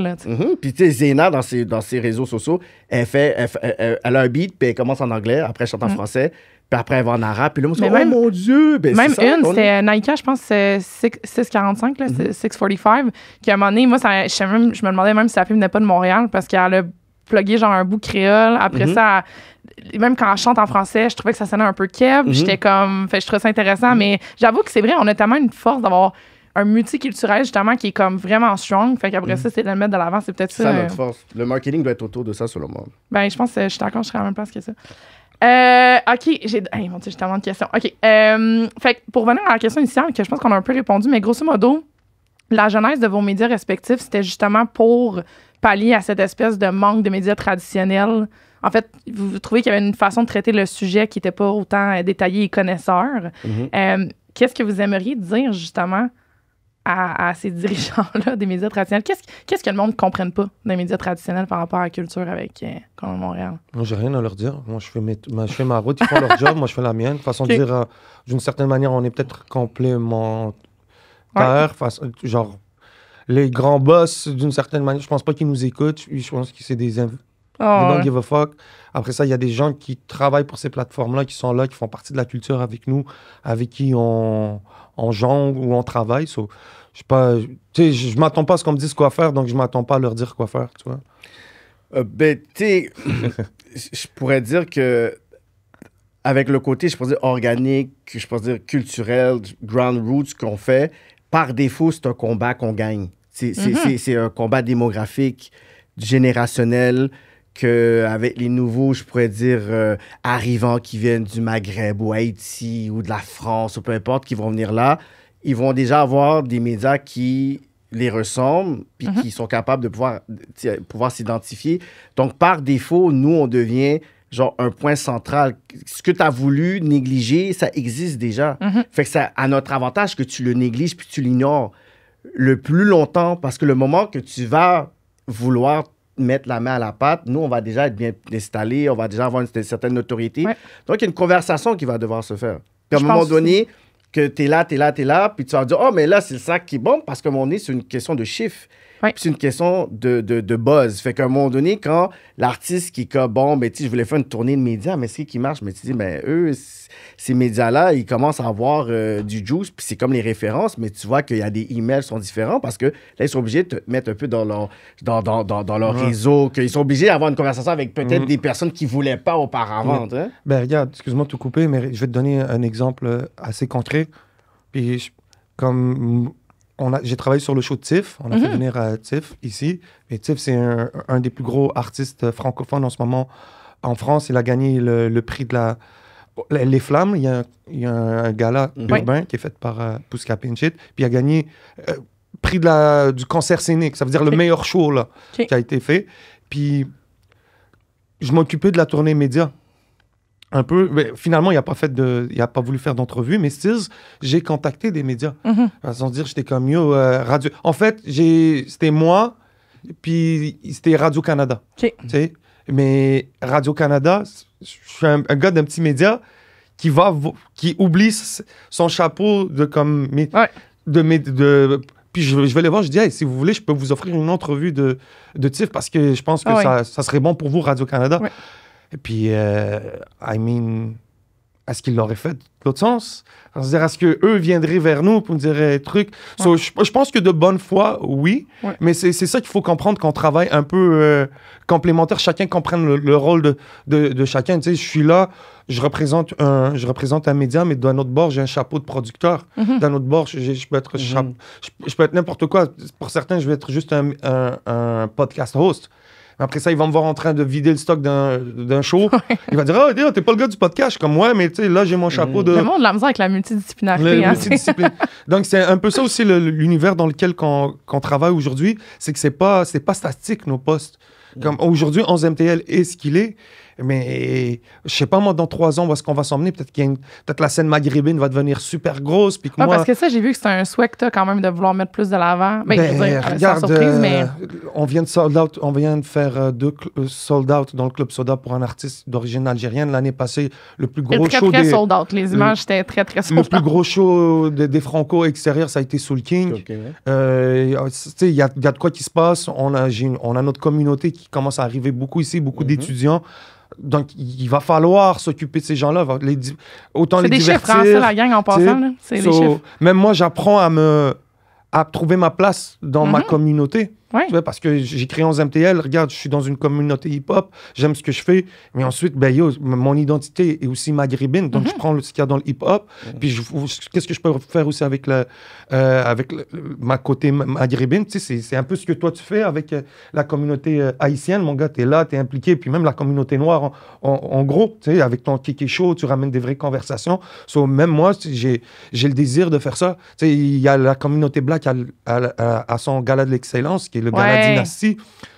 Mais là, ouais, parce que vous vous situez où? Parce qu'en effet, on se situe où là-dedans, tu vois? Il n'y a rien de méchant. Ils ont leur truc, mais on a du travail à faire. Donc moi, quand je vois toutes ces choses-là se faire, quand je vois les jeunes de ma communauté, qu'est-ce qui se passe à l'extérieur, je peux pas fermer les yeux sur ma responsabilité. C'est là-dessus que je travaille. Comme moi, mon vrai plaisir, c'est le côté humain. Je travaille avec des humains. J'aime être en contact avec des gens. Quand je fais des shows, c'est ça que j'aime. Si tu m'enlèves ça, puis tu me mets juste derrière un micro, puis je vois pas les gens, je vais pas être heureux.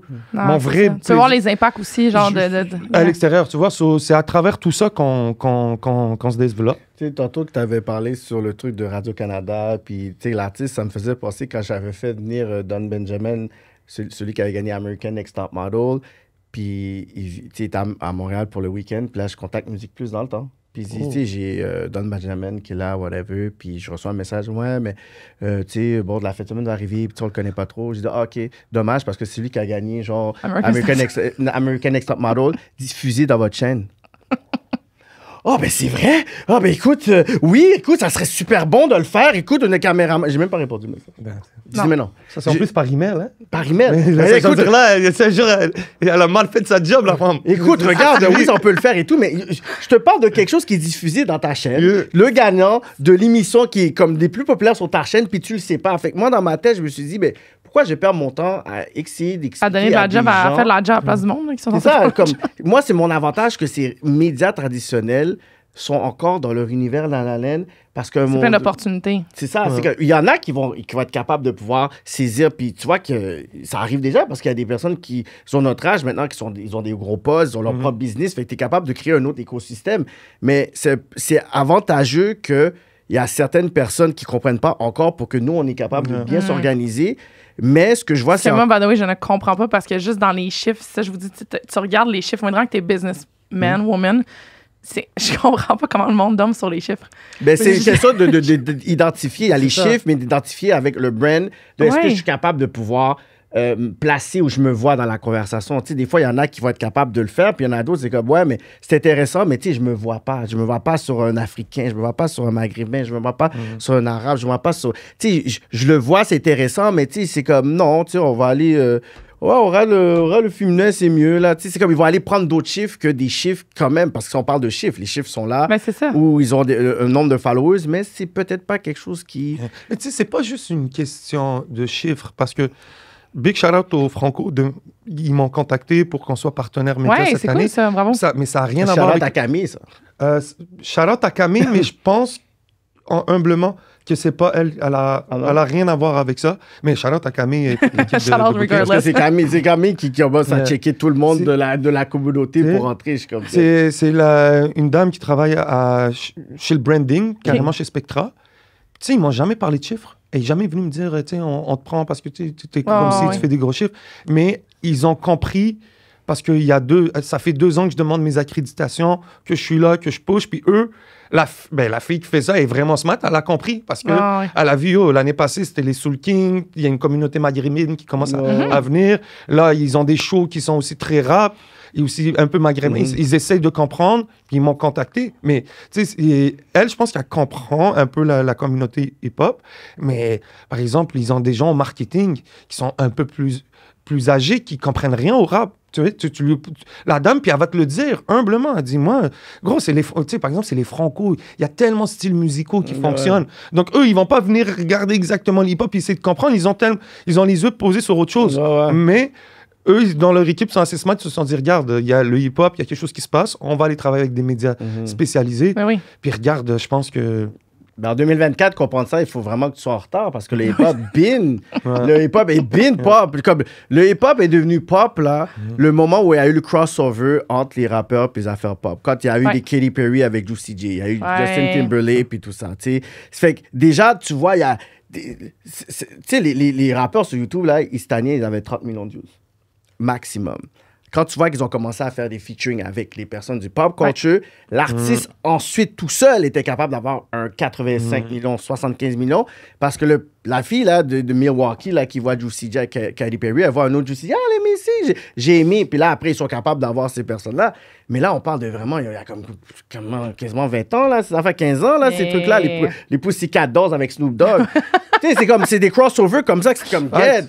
Comme, yo, c'est drôle de voir genre comme ce genre de crossover, mais ça fait en sorte que le rap est devenu dans le pop. Ouais. Puis encore ici, on a encore des débats qui sont tellement expirés. Je suis comme, gars, on n'est pas sérieux. En France, peut-être qu'ils vont dire, OK, c'est quoi, selon toi, les débats expirés, juste pour situer un peu le monde? Non, mais toute la stigmatisation, genre, sur le hip-hop, son potentiel, sa place, c'est comme, regarde, là, c'est comme dans les streams, dans les statistiques, ça montre là, que les jeunes, ils écoutent la musique américaine, puis ils écoutent leur Travis Scott, puis leur C'est truc, que, est-ce que, comme il y a clairement quelque chose qui se passe, mais maintenant, ils doivent comprendre comment s'organiser. Il y a même des artistes aujourd'hui, bro, parmi les nôtres, là, qui fonctionnent bien, mais même leurs équipes ne comprennent pas. So, des fois, se faire booker, faire des trucs, Dieu. C'est pas pareil. Les artistes, ils viennent sur show, de vraiment faire un bon show.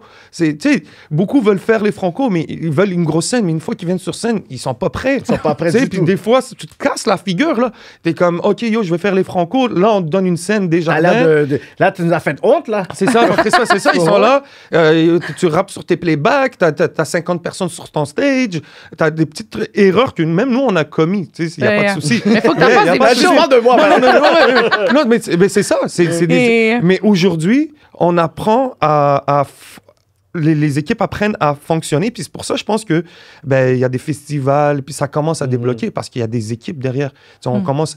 Il y a Citizen, regarde, on le voit, là, il est partout. Bête de scène. Bête de scène, mais regarde, il est bien entouré. Oui. Il y a non, puis hier, j'étais là au show Santa Teresa, puis c'était bien monté, là. Il y a un team. Il y a un team, il y a une team. Peut-être qu'il y a 5 ans, ça n'aurait pas fonctionné parce que les gens ne comprennent pas comment ça fonctionne une équipe. Check Dallas aujourd'hui.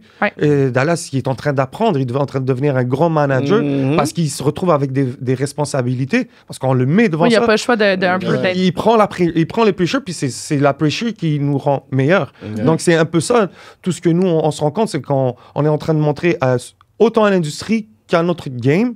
Guys, on n'est pas là pour rigoler, on est là pour faire le travail. C'est une business aussi, là, c'est une business. Parce qu'il y a beaucoup d'artistes qui ont breakout, qui ont eu un bon buzz en 2015, 2016, 2017, qu'aujourd'hui, ils se rendent compte s'ils étaient bien entourés, ils auraient pu bénéficier de là aujourd'hui. Tu vois ce que je veux dire? Mais justement, parlant de ça, une question pour moi, pour vous, de moi, ça serait c'est quel artiste vous a le plus surpris jusqu'à présent et pourquoi, mettons, dans les... Good case studies, on pourrait dire. Tu sais, comme je te dis, moi, comment je pourrais dire? Il y a des artistes que tu vois qui blow up aujourd'hui, mais que des personnes qui peuvent être plus behind closed door comprennent pourquoi qui blow up. Genre, comme Eiza, moi, je l'ai vu depuis 2009, puis je vois pourquoi qu'elle blow up. Ouais. Zena, elle, j'avais donné sa première entrevue à Radio Centre-Ville avec Katie Antoine. Quand elle venait à l'heure. Elle était gênée, puis elle avait déjà sa clique, ça s'appelle les Mates. Tu sais, Zena Mates. Et puis ils étaient là, puis ils étaient tous tranquilles. Toujours sharp. Tu sais, il y a des personnes que je vois que les gars de 714 venaient, puis ils étaient à l'heure, là. Ils partaient, puis quand ils disent toujours on marche en équipe, c'est vraiment ça, là. Les gars, ils vont dehors, ils sont comme 15. Reviennent, ils sont comme 15. Ça, ils sont comme comportement. Yo, c'est ils se posent tous droit, là. C'est un régiment. Je dis, les gars, c'est des militaires. Je dis comme, mais je vois à peu près certaines personnes qui sont capables de blow up. Puis je dis comme, OK. Puis il y a Citidon aussi, c'est le genre de personne qui m'a même inbox. Il dit, yo, je vais tout péter. Il dit, yo, mon gars, yo, je sens l'énergie. Puis il me remercie jusqu'à aujourd'hui. Il dit, yo, t'avais écouté aucune de mes musiques. Guess Me, c'était la même chose. J'avais vu avec Lebza, il marchait. Puis là, j'avais vu son vibe et tout. Je dis, toi, là.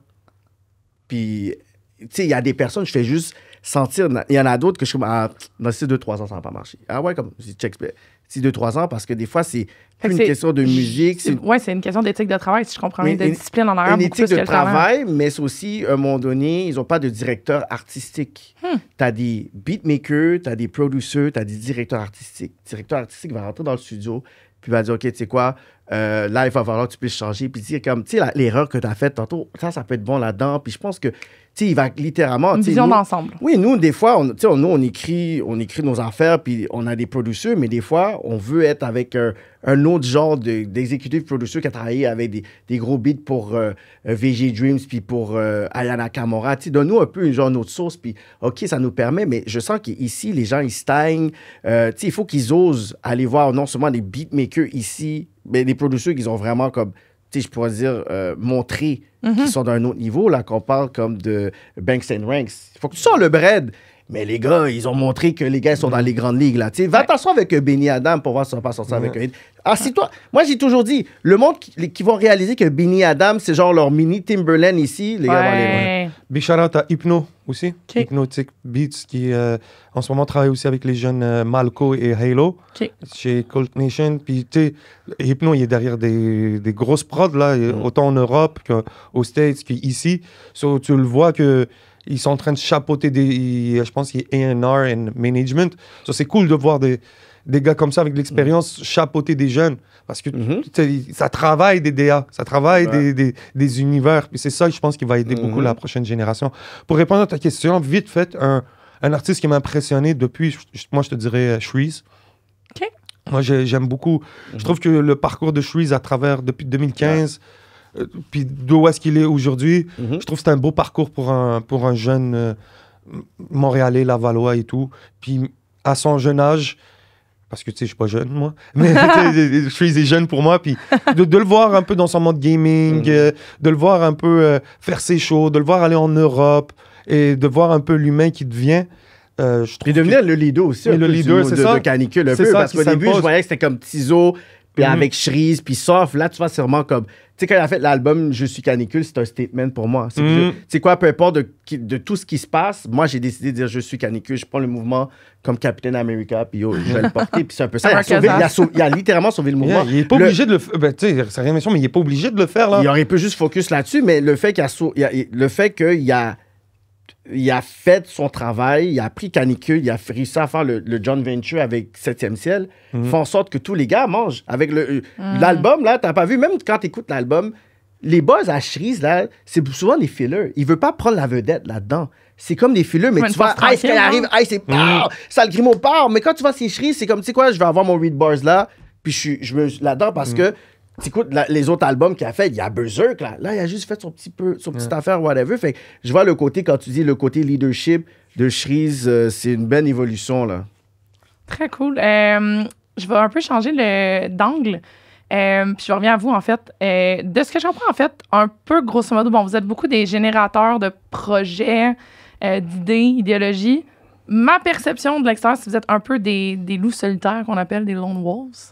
Est-ce que des gens partagent sur Am I Wrong? Ben oui, puis c'est parfait comme ça. J'adore ça. Bon, c'était ça ma question. Est-ce que c'est est-ce que vous aimez ça? Puis est-ce que c'est dur des fois de trouver des collaborateurs sur vos projets? Oui et non. Je pourrais dire, tu sais, le côté lone wolf, où tu sens que tu es marginalisé dans ce que tu fais, ben tu sais, ça devient après quelque chose qui devient un trend. Puis, tu sais, je dis toujours, il y a l'industrie puis la culture. L'industrie va toujours essayer de pouvoir capitaliser sur ce que la culture crée, les danses, les nouveaux sons. Fait que moi, je préfère être genre de curator où est-ce que tu comprends pas toujours ce qui se passe. Comme moi, quand j'arrivais, puis yo, je fais mon affaire hip-hop, puis le monde, on dit, mais yo, Kev, tu parles avec un artiste qu'on parle. Hein? Pourquoi t'es un artiste afro qu'on parle? Je suis comme, Maintenant, c'est quoi? Tu vas avoir un beat, il y a un petit peu de compas. Whatever. Maintenant, c'est rendu les labels qui sont... Les labels qui... Maintenant, on avait des offres de ci, là, c'est rendu la grande scène belle avec les Franco. Big shout-out, man. Tu sais, maintenant, c'est ça, mais à un moment donné, c'est que quand tu comprends une certaine niche, puis il faut que tu le vois. Tu vois, Smain l'a dit, il a dit comme là, il y a la communauté maghrébine qui est là, puis ça se développe. Tu sais, avant, nous, on était stock sur les shows américains. Ensuite, quand il a commencé à avoir la migration là, de l'Afrique du Nord, l'Afrique de l'Ouest, c'est là que tu commençais à avoir des carisses remplis, mais c'était pas le même profil. Là, tu avais des salles remplies de jeunes, mais des jeunes qui consommaient ça. Fait que là, les promoteurs, c'est les big dogs des affaires de promotion, puis on s'entend que les prix d'un artiste américain puis français, c'est pas la même chose.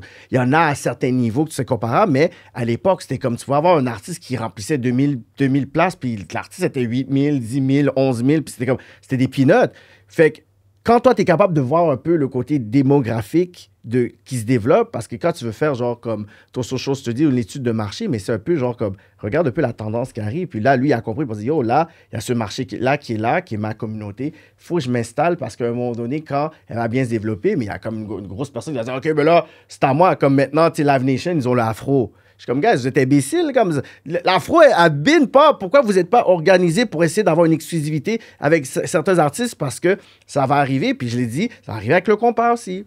Yeah. Mon île, Live Nation va prendre l'exclusivité sur tout quand ils vont comprendre. Quand ils vont comprendre que juste avec un artiste qui vaut comme 15 000, tu peux remplir 2500 personnes, ils vont comprendre ça. Fait que ce côté marginal doit faire en sorte que tu t'organises, tu te prépares, parce que ça va devenir trendy. Puis quand ça va devenir trendy, faut que tu sois bien installé pour être capable d'être au bon... Trouver ta place, en fait, dans ce Oui, oui, pour être capable de négocier ou être capable de pouvoir faire partie de ce chiffre, parce que là, c'est les corporations qui vont venir, ça va être les grosses productions qui vont venir, ça va être les médias qui vont arriver. Fait que est-ce que toi, tu t'es bien préparé pour faire partie de cette vague-là, parce que ça va toujours arriver. Les personnes, ils parlent de l'industrie, c'est ça. Non, non. Toi, fais partie de la culture, parce que l'industrie s'adapte à la culture. L'industrie s'influence de la culture, mais eux sont bien placés, puis ils font comme s'ils connaissaient. Je suis comme, non, regarde. You're gonna need me. Éventuellement, tu vas avoir besoin d'avoir comme une conversation avec moi parce que je fais partie de la culture. Fait que nous, on regarde c'est quoi les nouvelles tendances, les nouveaux beatmakers qui viennent shout-out avec le nouveau gars qui va sortir du secondaire, qui va venir le prochain Lost ou le prochain Nima. Nous, on le sait déjà, c'est qui ces jeunes-là. Tu sais, il y a des personnes qui sont arrivées, je suis comme Raccoon, quand il est arrivé, c'était quoi en 2016, je voyais déjà les affaires que Raccoon allait. Tu sais, comme, il y en a qu'on le sait déjà.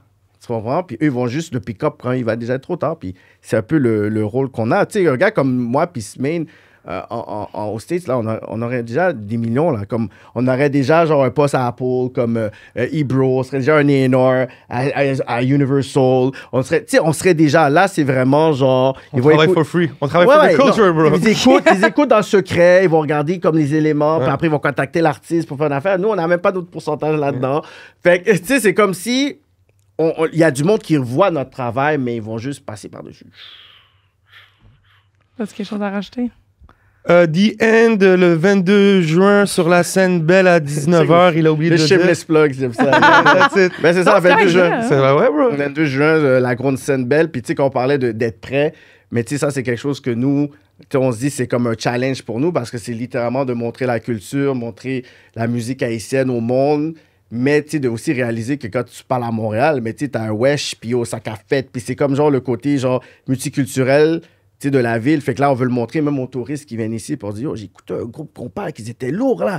Puis tu sais, on va vraiment. Pas négliger ça, le côté aussi tourisme, parce qu'à Montréal, l'été, là, quand tu parles d'exporter, là. Fait que là, on va être obligé de rap et bien représenter ça, tu sais. J'étais avec un des gars de l'équipe de TIFF. Il travaille avec un autre artiste. Je ne veux juste pas donner de nom pour pas blow up le truc. Mais il m'a présenté un artiste de son pays. Puis il est arrivé ici, il m'a dit, yo, qui est à Montréal? Tu sais, qui bump and shit. Ouais. Puis, yo, tu sais, j'ai montré Lost, il a kiffé.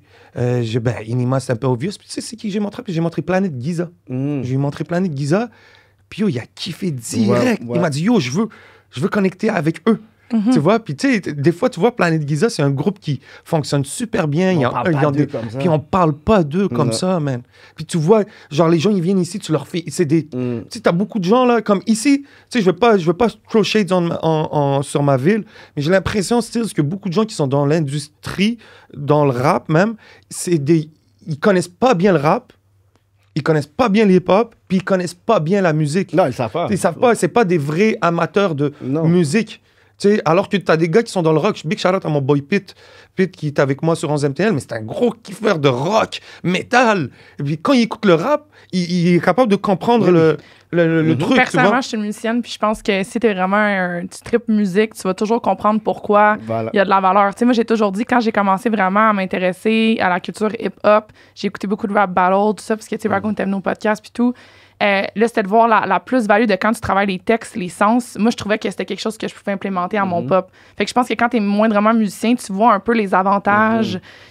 Mais il faut que tout le monde soit ouvert à ça. Moi, je pense en ce moment, il y a beaucoup de la culture pop puis rock qui devrait être aussi aussi regarder dans comment faire un show live, comment venir faire sonner la musicalité des productions. Totalement. Ça, c'est là que tu le vois, des fois, le clash de comme, c'est cool que t'aimes ta communauté, ta culture musicale, mais est-ce que tu regardes ailleurs pour aller prendre le meilleur de ça, tu sais? Ben oui, mais tu sais, des fois, j'aime ça regarder les reaction vidéos, tu vois, metalheads listening to... Yo, this shit was cool, man. Like, yo, remind me, puis là, ils vont donner genre un genre de tout, that sample, man. Puis j'aime ça, le côté, parce que, tu sais, ce genre de merge... Tu sais, c'est quand tu connais vraiment la musique, parce que, tu sais, des fois, quand le monde dit « Ah, ben, tu sais, c'est quoi les groupes que t'aimes? » Genre, mais tu sais, mon premier groupe que j'ai été, genre, c'est Papa Roach. Le monde dit quoi? C'est ouais, Papa Roach, whatever. Je devais aller à Linkin Park, mais je pouvais pas, whatever. Puis là, je parle vraiment, tu sais, de mon new metal, puis Rage Against the Machine, puis je parle t'en as posté récemment dans tes stories, je pense. Des fois, c'est ça, on allait dans le temps, puis là, je fais juste comme comment je mets du Adima, je mets du Disturb, je mets du... Mais comment ça? Je dis, mais parce que l'affaire, c'est que les gens, ils ont oublié que quand nous, on était jeunes, on écoutait MTV. Oui. Puis quand on parle de, que ce soit des Blacks ici ou aux States, Nirvana, pour nous, c'est une inspiration. Là. Oui. Tu demandes à n'importe, même quel rappeur. Là, Nirvana, j'étais là, puis yo, j'étais hypnotisé. J'ai dit, this is some crazy shit. Puis nous, on voyait ça, puis, mais nous, on sort vraiment du... Parce qu'il y a quelque chose qu'on était capable de connecter avec. Ouais. Puis même l'émotion peut réduire aussi, les storytelling. Là, même Kurt Cobain disait, yo, comme, il y a quelque chose que j'avais pas compris avec le hip-hop, où ça va se diriger. Puis même Kurt Cobain regardait comment le hip-hop se dirigeait.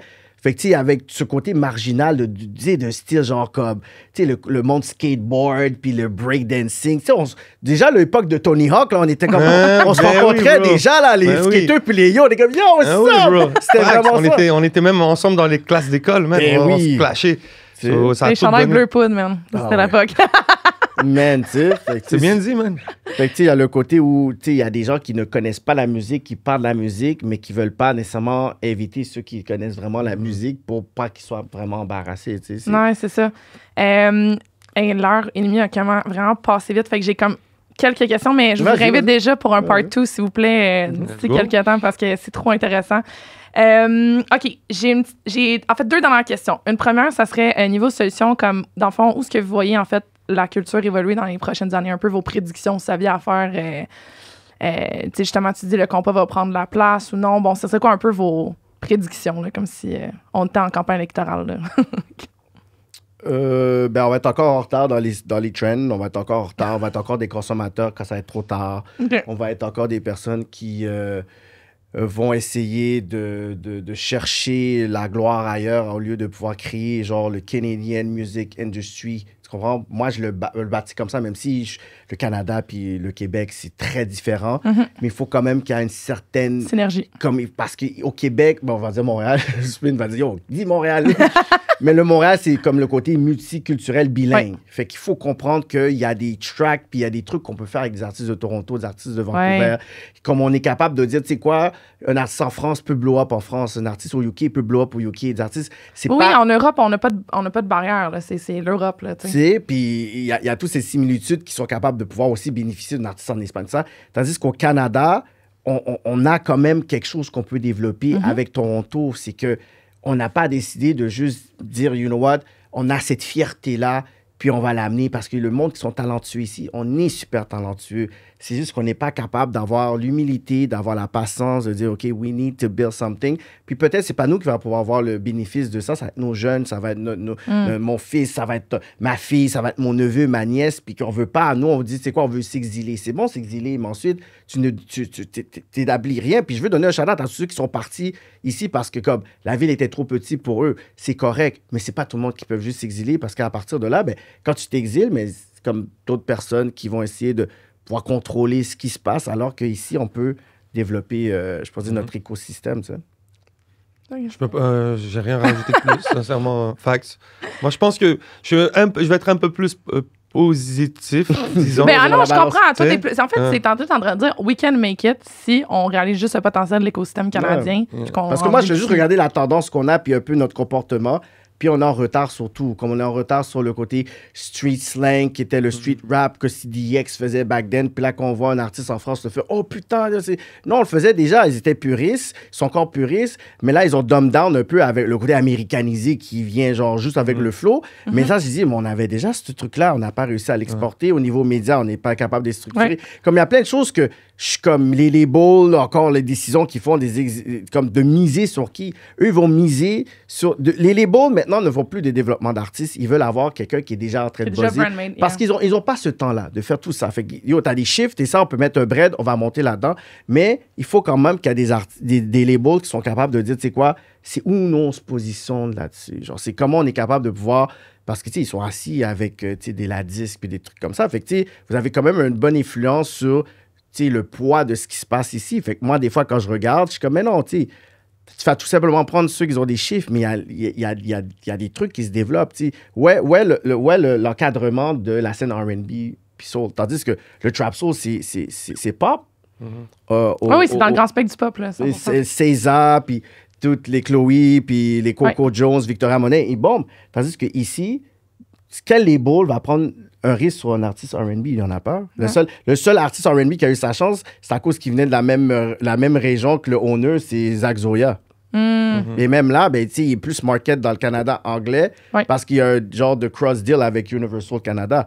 Fait que lui, il a fait juste par, je pourrais dire, fraternité. Mais sinon, encore là, on n'a même pas de trap soul ou scène R&B. Là, dernièrement, il y a le mouvement avec Advance.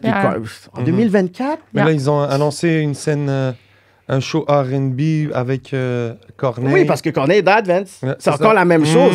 C'est que Corneille est dans Advance. Puis, tu sais, j'aime l'initiative. Mais encore là, moi, j'avais vu le potentiel du R&B depuis 2010, 2011. Là, ils sont en train de pouvoir développer pour présenter. La scène R&B qu'ils vont faire au Franco, c'est pour présenter aux gens le potentiel du R&B. C'est fou, là. Et, comme, vous n'avez pas compris où est-ce que le R&B, comme... Puis l'affaire... Oh, on en reparlera dans un autre épisode.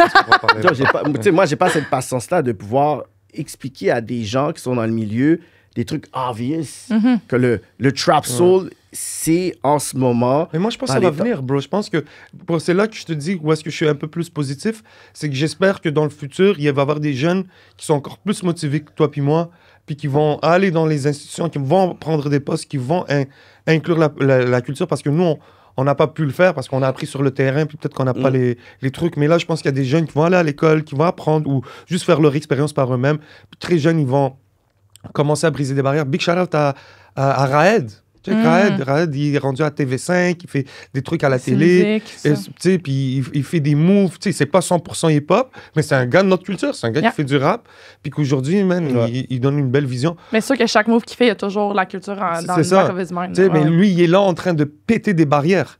Là, ce qu'il faut, c'est les jeunes qui vont suivre. C'est eux qui vont prendre nos places. Nous, on est sur des podcasts, on est peut-être un peu marginal, mais j'espère que bientôt, on va avoir des jeunes qui vont être chez Radio-Canada, qui vont être hip-hop, qui vont péter des barrières, puis qui vont venir de nos milieux et pas juste prendre un maghrébin parce qu'il s'appelle Zakaria, puis que, comme il ressemble à ça, mais qui a aucun background. Un bon petit pourcentage qu'il faut rentrer. Okay, on fait rentrer un.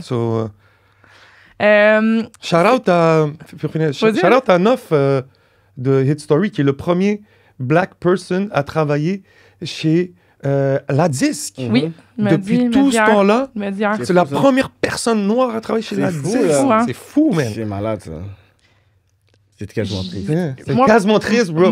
Moi, personnellement, de mon background, ça va faire 15 ans là, que j'étais en musique puis que j'ai été du mieux pop commercial, keb blanc, genre tout ça. Encore une fois, je comprends pas comment le monde peut slipper sur des opportunités de faire grossir des projets quand tu as différentes visions qui rentrent dans un projet. Fait que moi, tout ça, ça me... Puis un peu, j'étais à la même place que vous. J'ai fait aussi le podcast ici parce que moi, il y a des sujets que je trouve qui sont hyper intéressants. Puis que des gens comme vous, que moi, j'adore quand mes parents regardent le podcast, puis le reste, ils sont comme « Hey, on a écouté ça! » Puis c'est comme, ils vont venir commenter, des gros paragraphes sur YouTube, de comme « C'est vraiment fantastique! » Tu sais, pour moi, c'est ça ma job, parce que quand je trouvais qu'il y a une démocratisation qui n'est pas faite par personne. Puis, tu sais, moi, c'est pour ça aussi qu'au podcast que j'aime, c'est que j'ai vraiment tous les styles. Je joue un épisode country dans une couple de mois. Comme, tu sais, on se promène, puis c'est ça, en fait, pour moi, que ça devrait aller. C'est plus comme, it's about diversity, culture, entertainment, c'est ça. Ma dernière petite question, un petit peu, je sais pas, je t'ai inspirée ce matin.